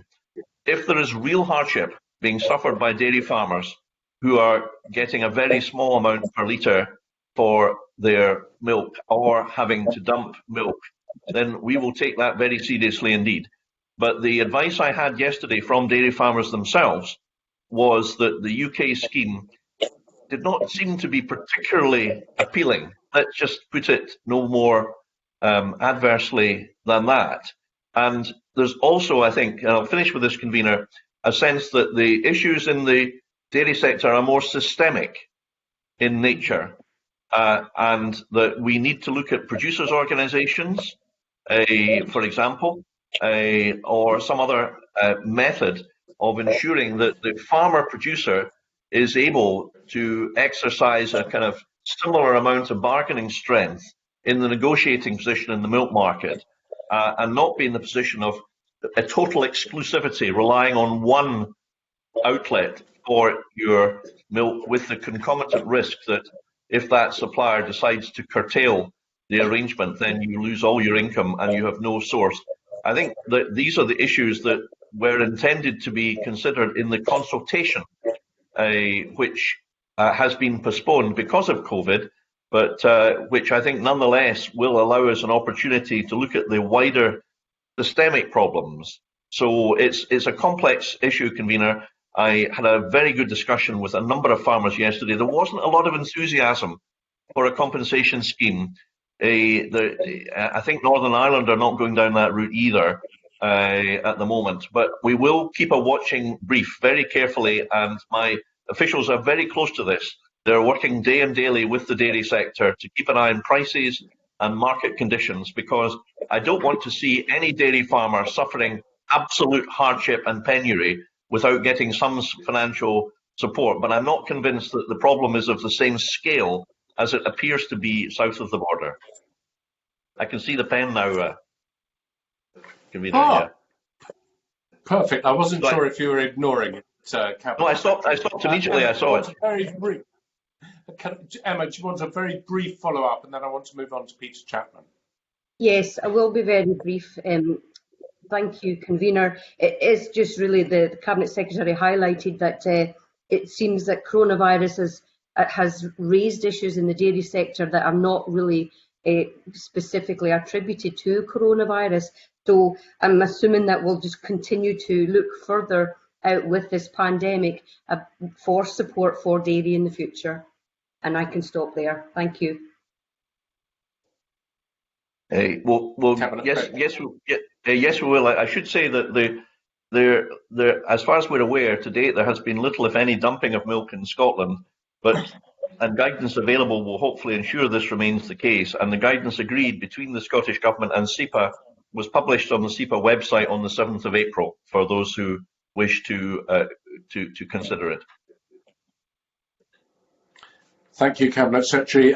Peter Chapman, you've got the next question. Peter.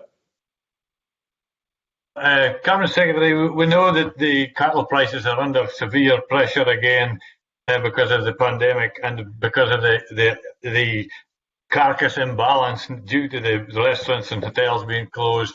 The better quality cuts, steak and roasts are mounting up in storage, and there's a huge demand for mince. So what innovative solutions are being considered to try and rebalance the sales of beef so that the whole carcass can recover in price, and the price that the farmers can therefore recover as well?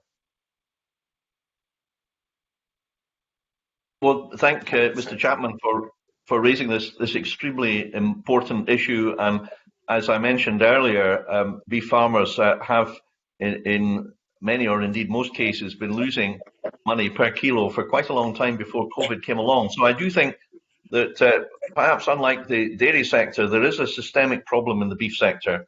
Now, first of all, we very much value the good work that many retailers do to promote Scotch beef and indeed British beef.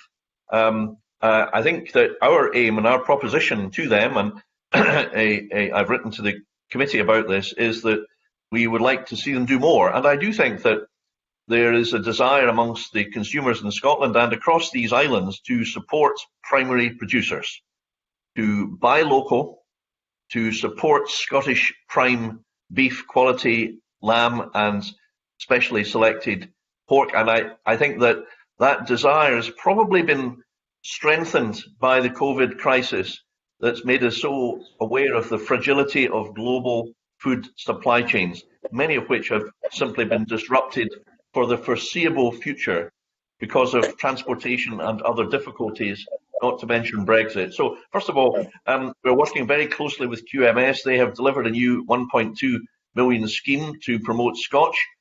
Secondly, we are working very closely with the retailers. And in fact, Convener, I have written to each retailer setting out a number of asks where we believe that in addition to good work that's already been done, we can do far more to support our farmers, our fishermen, our processors and our manufacturers. And I think if there's to be a clear legacy from this COVID crisis, it is that we have a kind of social contract with the major supermarkets that they do even more to support Scottish and British producers and make that a national endeavour indeed. And if that happens, then I think we can see much progress being made with regard to the depressed beef prices. Yeah. Peter, if you want to come back briefly. Yeah, briefly, I will come back. I mean, I think you're correct, the Cabinet Secretary. During this lockdown period, the secret is with the retailers, and we must try to get our retailers to push the higher quality cuts. But we also need them to have a real to really support the local industry. And there was a huge amount of anger a few weeks back when a huge quantity of Polish mince appeared on supermarket shelves when there was no need for that to happen. That created an enormous amount of anger in the industry, and we need to ensure that never happens again whilst we are in this difficult position.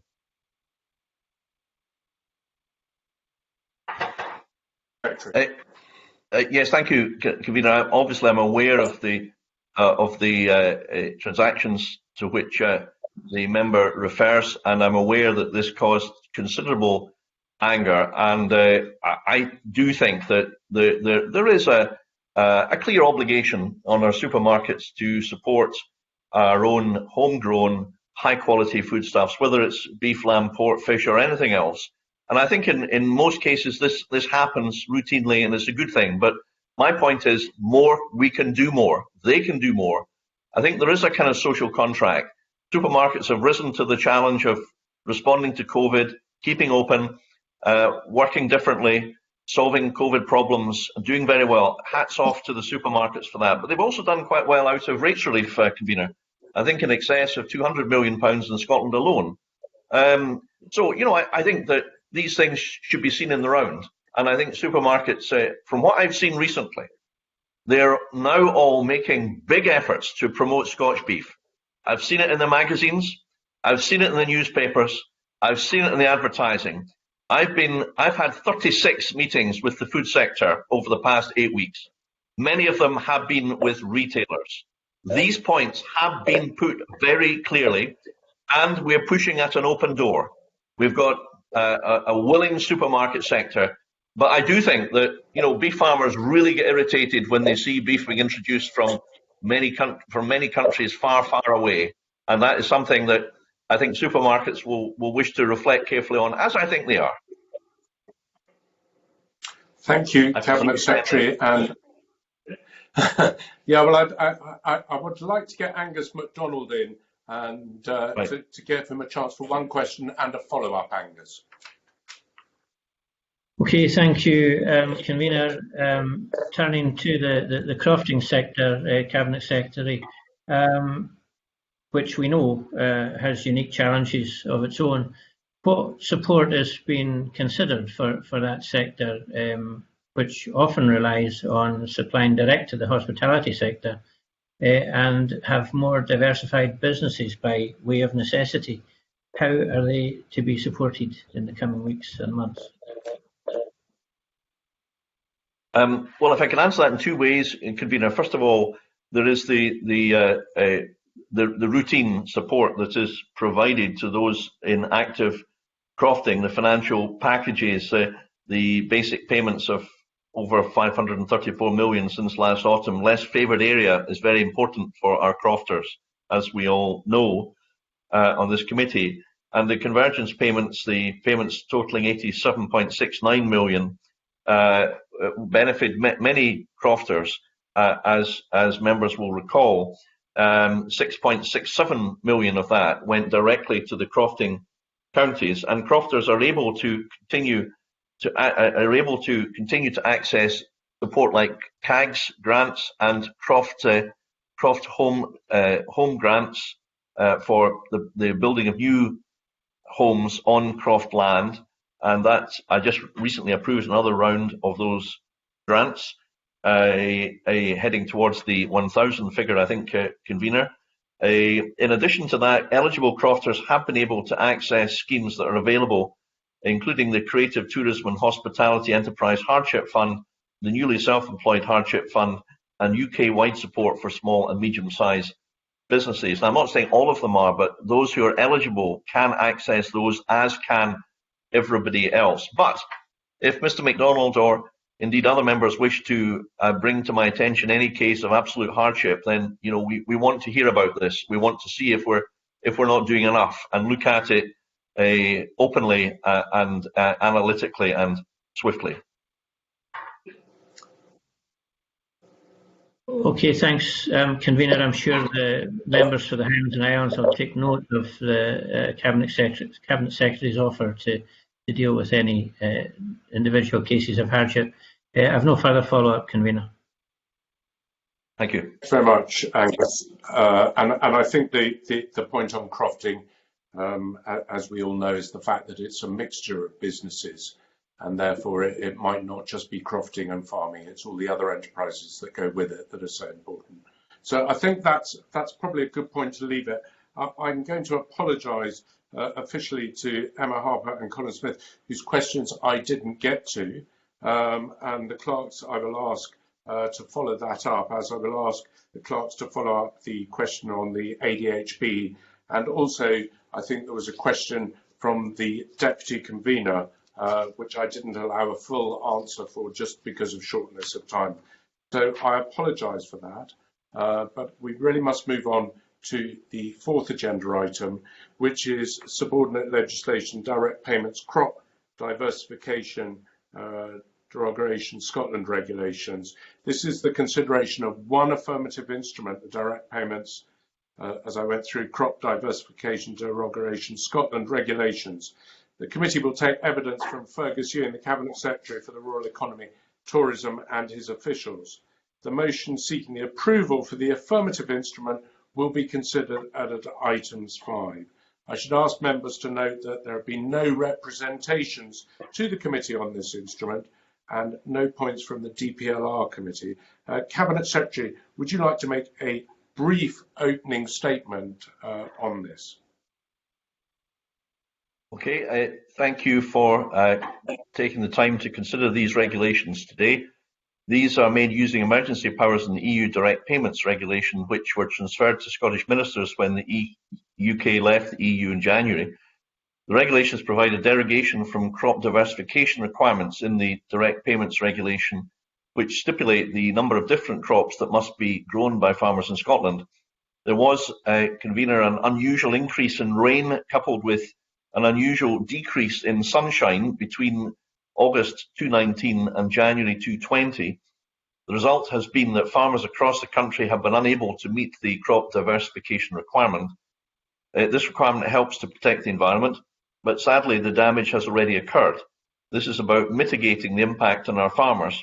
If we don't provide a derogation, then farmers will incur, through no fault of their own, a penalty reducing the greening element of the basic payment, which accounts for about 30% of the total of the BPS. So such a penalty couldn't come at a worse time. So for that reason, these regulations are a necessary and, I believe, a justifiable response to an emergency caused by adverse weather. I note in that respect that the EU Commission made similar provision in the past for similar purposes, The derogation only applies during claim year 220, as that is what is strictly necessary. I'm happy to take any questions that members may have. Thank you.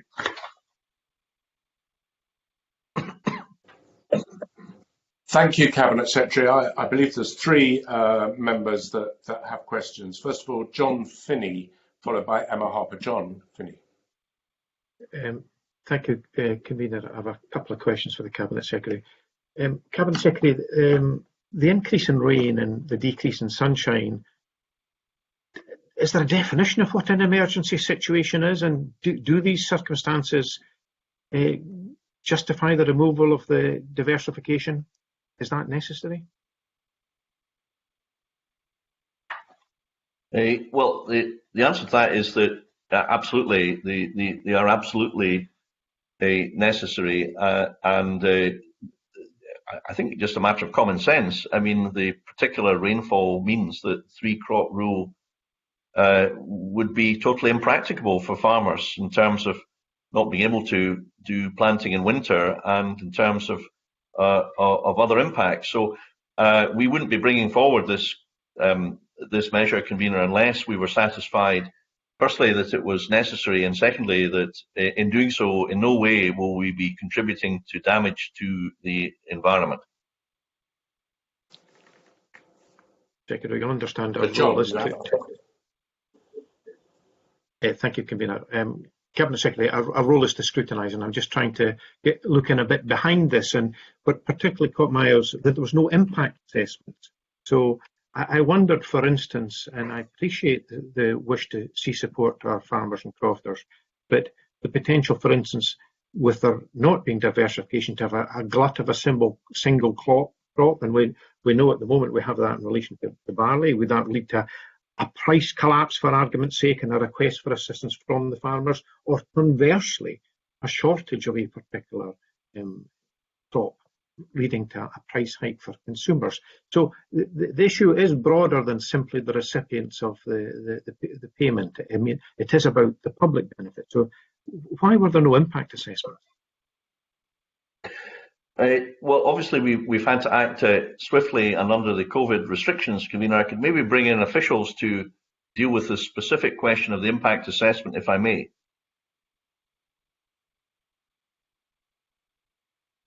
I think Professor Sadler is dealing with this.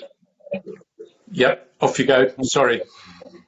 Hey, thank you, Cabinet Secretary. Convener. Yes, I think it's important to sort of stress that actually this derogation is only for a 1-year period, and so therefore the impact to the environment will be minimal. So it's self-evident that actually the environmental impact really of this derogation will be minimal. I think. Okay, thank you. I'm going to move to the next question, which is Emma Harper. Emma. Thank you, Convener. I think Mr. Sadler's just answered my question, that the derogation is temporary, and I'm sure that the farmers that have had their slurry spreaders stuck in the fields from the wet weather last year will welcome it. So I think Mr. Sadler has answered my question. Thank you. We'll move straight on to the next question then, which is from Stuart Stevenson. Stuart. Thank you, Convener. Farmers have regularly, over a long period of time, complained about the 3-crop rule, which the EU introduced essentially to respond to Mediterranean farming, and it made little sense in much of our environment. So I very much welcome that appears to be being suspended. In relation to that very specific and narrow point, will the Scottish Government look at follow-on measures for subsequent years, a diversification scheme that is more relevant to Scotland's environment than the crude 3-crop rule was?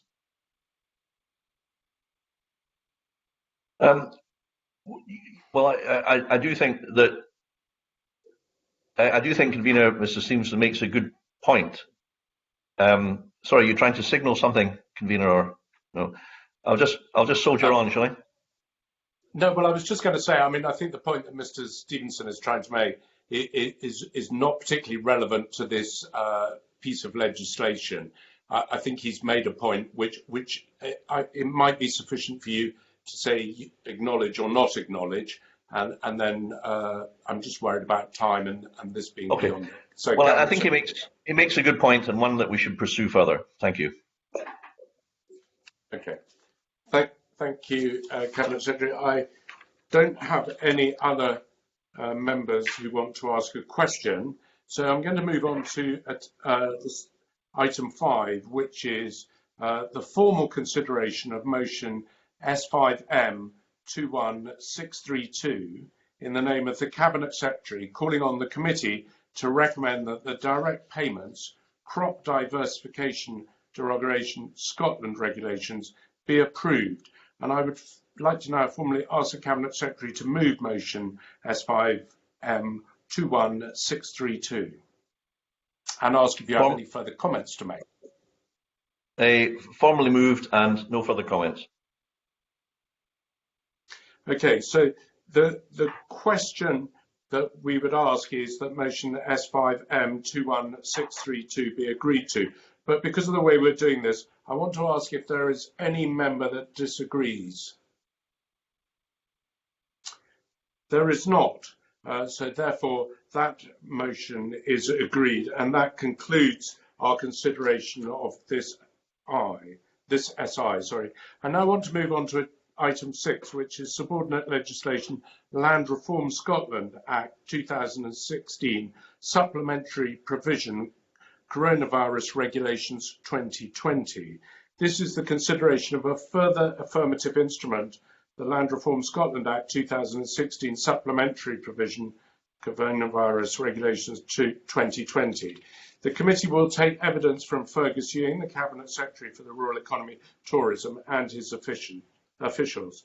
The motion seeks the approval of the affirmative instrument, will be considered at item 7. I would ask the committee to note that there have been no representations to the committee on this instrument. Cabinet Secretary, do you want to make a brief opening statement on this? Yes, thank you. I brought these regulations forward in direct response to a request from the Scottish Tenant Farmers Association. They're concerned about the impact of coronavirus on the ability of their members to take advantage of the tenants' amnesty. This gives the tenants the opportunity to serve notice on landlords that specific relevant improvements are to be treated as tenants' improvements capable of compensation at WAGO if certain criteria are met. Generally, the informal amnesty preparation process requires an on-farm face-to-face meeting between the parties to view and discuss improvements. In the current circumstances, these meetings cannot take place. These meetings, whilst not essential, are an important part of a best practice approach of reaching consensual agreement and avoiding conflict wherever possible. The amnesty commenced on 13 June 2017 was due to end on 12 June this year, next month. These regulations extend that period by a further 6 months until 12 December 2020. This will give an opportunity for current restrictions to lift and allow people to conclude discussions within a broadly equivalent period that the Act intended had the coronavirus outbreak not taken place. As I said, the Scottish Tenant Farmers Association asked for this extension. My officials have also consulted other stakeholders and the Tenant Farming Commissioner, and they don't oppose the extension. So I hope, Convener, that you will support these regulations, which will reduce pressure on tenant farmers at this difficult time. Thank you.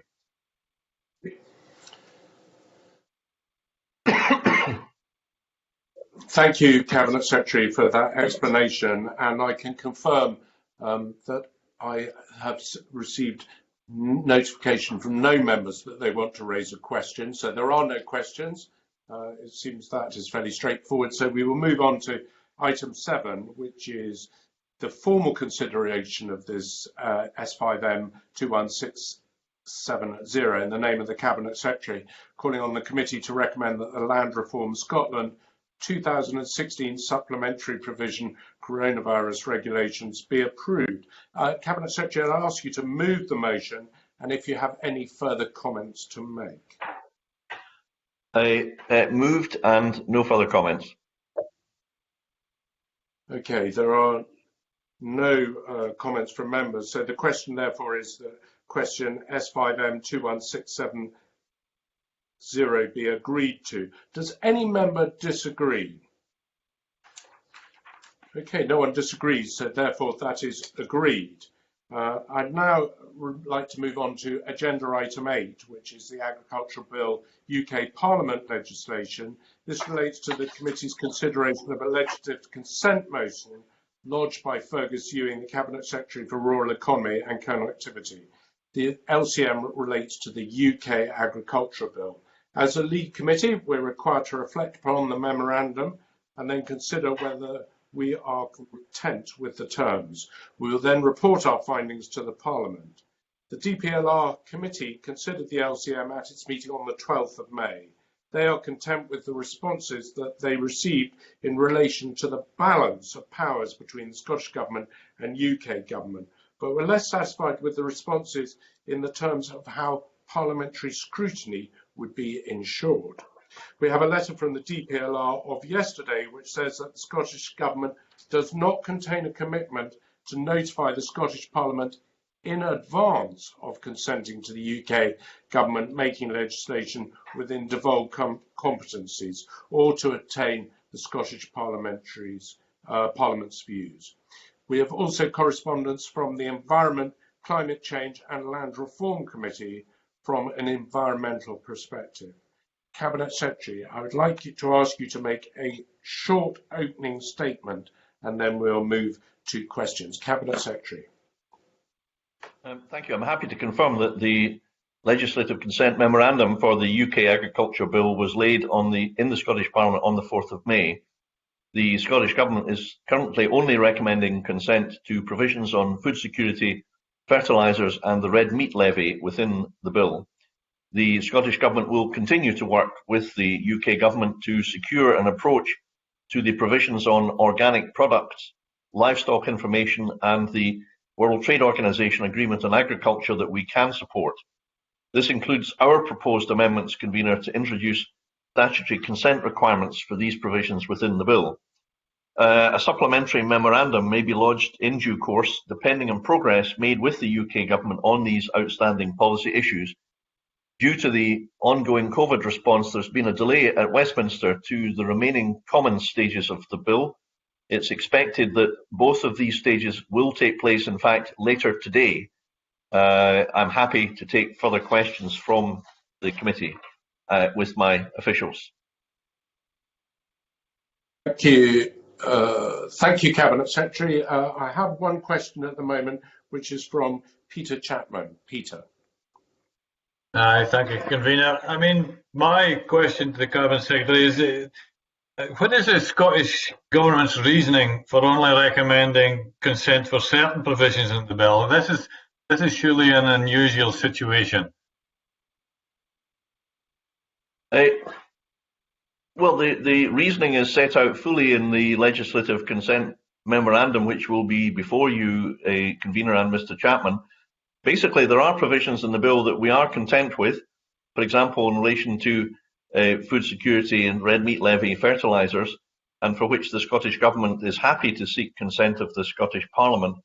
But there are others, such as the provisions on organic products and identification and traceability of animals, where, with some adjustment by the UK Government, we would be content with the provisions. And as signalled at paragraph 23, we would be prepared to seek the Parliament's consent. And finally, there are those areas where there is disagreement between the UK and the Scottish Government about the need for consent at all. It's a complex picture, but one we believe that the LCM, which is lengthy, sets out as clearly as possible. Also, in conclusion, can I just say, we spend a lot of time working with the UK Government to try to agree things if we possibly can. And I think the UK Government accepted, actually, in one case, that their view of the law hitherto held for about 2 or 3 years was wrong. And they were good enough to retreat on that. And so we make progress. We are still willing to make progress if that's possible. And I engage regularly with Victoria Prentice, the EU Farming and Fishing Minister, as well, of course, as George Eustace.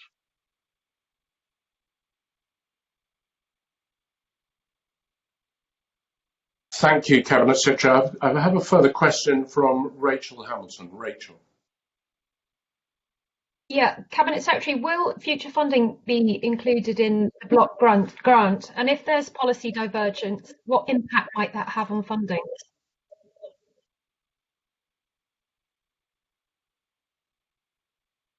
Well, my understanding, Convener, and I'll just ask officials to listen carefully here and correct me if I'm wrong, but none of the provisions in the bill relate to EU funding.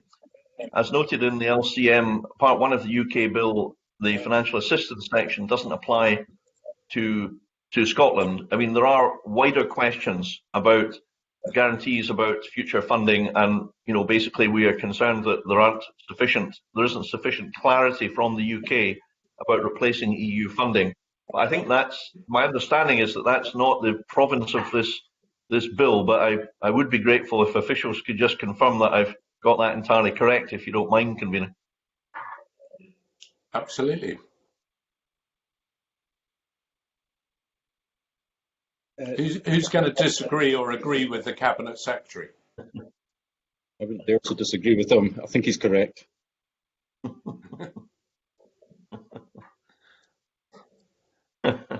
Cabinet Secretary, is that sufficient reassurance for you to move on to the next question? Well, look, I think to the best of my belief, and having a look quick at the briefing here, Rachel Hamilton, I believe that's the case. But if not, we'll revert to you immediately thereafter. But I'm pretty sure the funding is not really the issue in this bill. There's a load of other technical issues. They're pretty technical, really, except for the red meat levy, where it paves the way for repatriation of the red meat levy, which has been allocated to south of the border, which relates to cattle that have been born and reared and survived until their last day or so in Scotland. So that's something we absolutely support, and indeed we've been calling for. And sadly, the delay in the bill because of Brexit and so on, COVID, has meant that that really should have been implemented this April or even last April, and therefore that provision can't come soon enough, because it will allow us to do more marketing of our high quality beef and allow QMS to build on the good work they do there and then. Thank you, Cabinet Secretary. I've got a couple of questions, but I think there's one more question from a member, and Peter Chapman wants to come back, then I'll ask my questions if I may. Peter. Yeah, thanks. I mean, I find it difficult to understand how this bill can progress without the common frameworks alongside to say the working relationship between the administrations and how you're going to resolve the disputes, etc. Can the Cabinet Secretary comment on that? Yes, well, I think the question of common frameworks is addressed in paras 32 and 33 of the LCM, so my briefing informs me, Convener, and that there are non-statutory frameworks proposed in relation to organic products and fertilisers, with clauses 31, 6 and 37 providing any required statutory underpinning. And our priority is to get the arrangements for consent for organic products right in the bill, so that the non-statutory framework setting out working arrangements can be progressed. In relation to WTO, we do regret that the UK government's approach is to push through provisions in clauses 40 to 42 without regard for the agreed principles and common frameworks. Now the UK has belatedly recognised that one aspect of these clauses, WTO, does require Scottish Parliament consent, and that was the issue I was alluding to in the last question or so. We hope that they will engage meaningfully with us on this. Thank you. Cabinet Secretary, I have a question. Cabinet Secretary, my question is simple: is that this LCM agrees consent in various areas. What are the implications if agreement isn't reached on the other areas in relation to the ones that have been agreed on? Well, I think that may in fact be a legal question, and one which therefore I would not be qualified to answer. However, what it means is that the LCM does what it says. It gives qualified consent. And the question, I guess, would be what is the status of those provisions for which the Scottish Government, and if approved, the Scottish Parliament has withheld consent. That, I think, is a legal question, and it probably would be imprudent for me to ponder. I think it's more a question from democracy that, you know, we do think that with some of this legislation, despite the fact that my approach has been to try to cooperate fully on ag and fishing bills, and to make progress working consensually with officials, which we do all the time, we do seem to reach a stumbling block in that, in some occasions, Convener, we just have to agree to disagree, because we absolutely believe, with the benefit of appropriate advice, that some measures predate powers of the Scottish Parliament, and we are in principle opposed to that, and we do think we should stand up for the powers of the Scottish Parliament. It may be that these relate to highly technical matters, but that doesn't mean that they can't be important in practice to people's lives and livelihoods and the environment. So it is a principled approach we're taking, and I think I know what the answer is, but the UK would give. But since I'm not speaking for the UK government, I think I'll just hold my counsel on that. So sounds like legal advice there now. So I think that's all the questions that I have from committee members. So my question to the committee: are members content to recommend in the committee's report to the Parliament that the Parliament should agree the draft motion as set out in the LCM? I am not seeing anyone disagreeing. Are we also prepared to note the action being taken by the DPLR committee in our report? If that's agreed, and it appears to be agreed because no one's spoken out on it, I therefore would ask if members are content for me to agree the wording of a short report to the Parliament summarising the committee's consideration of the LCM with the clerks, and it's really a question of whether you disagree. I'm watching the screens. I see no one disagreeing. Therefore, that is agreed. I therefore would like to move on to item 9, which is Direct Payments to Farmers Legislative Continuity Act 2020 and the Direct Payments to Farmers Amendment Regulations 2020. We have received consent notifications in relation to 2 UK SIs as detailed on the agenda. The first is a UK SI notification today in the Direct Payments to Farmers Amendment Regulation 2020. Does anyone have any comments? No one has any comments. So does the committee agree to write to the Scottish Government to confirm it is content for consent to the UK SI referred to in the notification to be given? Does anyone disagree? No one disagrees. And I'm assuming at this stage, as we move on to item 10, that we can do that. And this is the first UK SI, is the Direct Payment Ceilings Regulations 2020. Does anyone have any comments on that particular SI? So I see no comments. So does the committee agree to write to the Scottish Government to confirm it is content for the consent to the UK SI referred to, for confirmed to its content for the consent to the UK SI referred to in the notification to be given? I'm not seeing anyone dissenting to that. So I believe that Peter has a question, Mr. Convener. Oh, sorry, Peter, you have a question, do you? I did try to indicate the convener. I wonder why the use money isn't included in this round of payments. I mean, I wonder why that is, and when that money will be delivered to Scottish agriculture.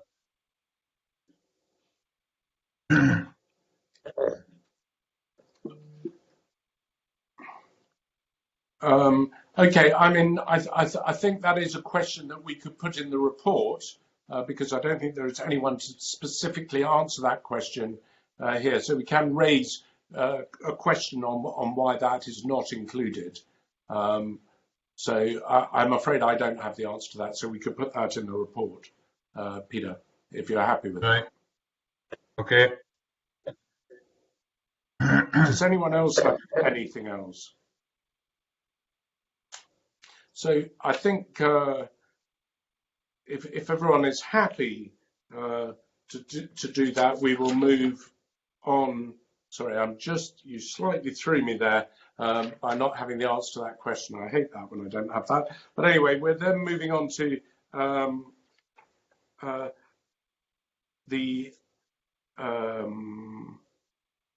think that concludes. I'm just looking to the clerks to confirm that concludes this part of the meeting. Can I ask the clerks if that is indeed correct? I'm being signalled no, I'm not. And that is, there is a further item which is the annual report. And that is to ask the committee if they are content that we agree to our annual report by correspondence.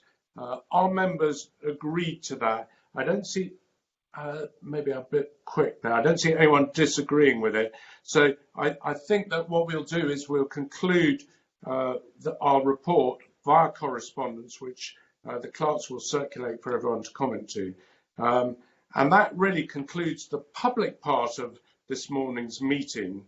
The next committee meeting will be scheduled at an appropriate date, and this will be notified through the business bulletin via the committee's web and social pages. In the meantime, we'll follow up any issues that we dealt with regarding scrutiny in correspondence. And I'm now going to move this meeting into private session, and I'd like everyone to move to the other means to do that. So that concludes this part of the public meeting. Thank you.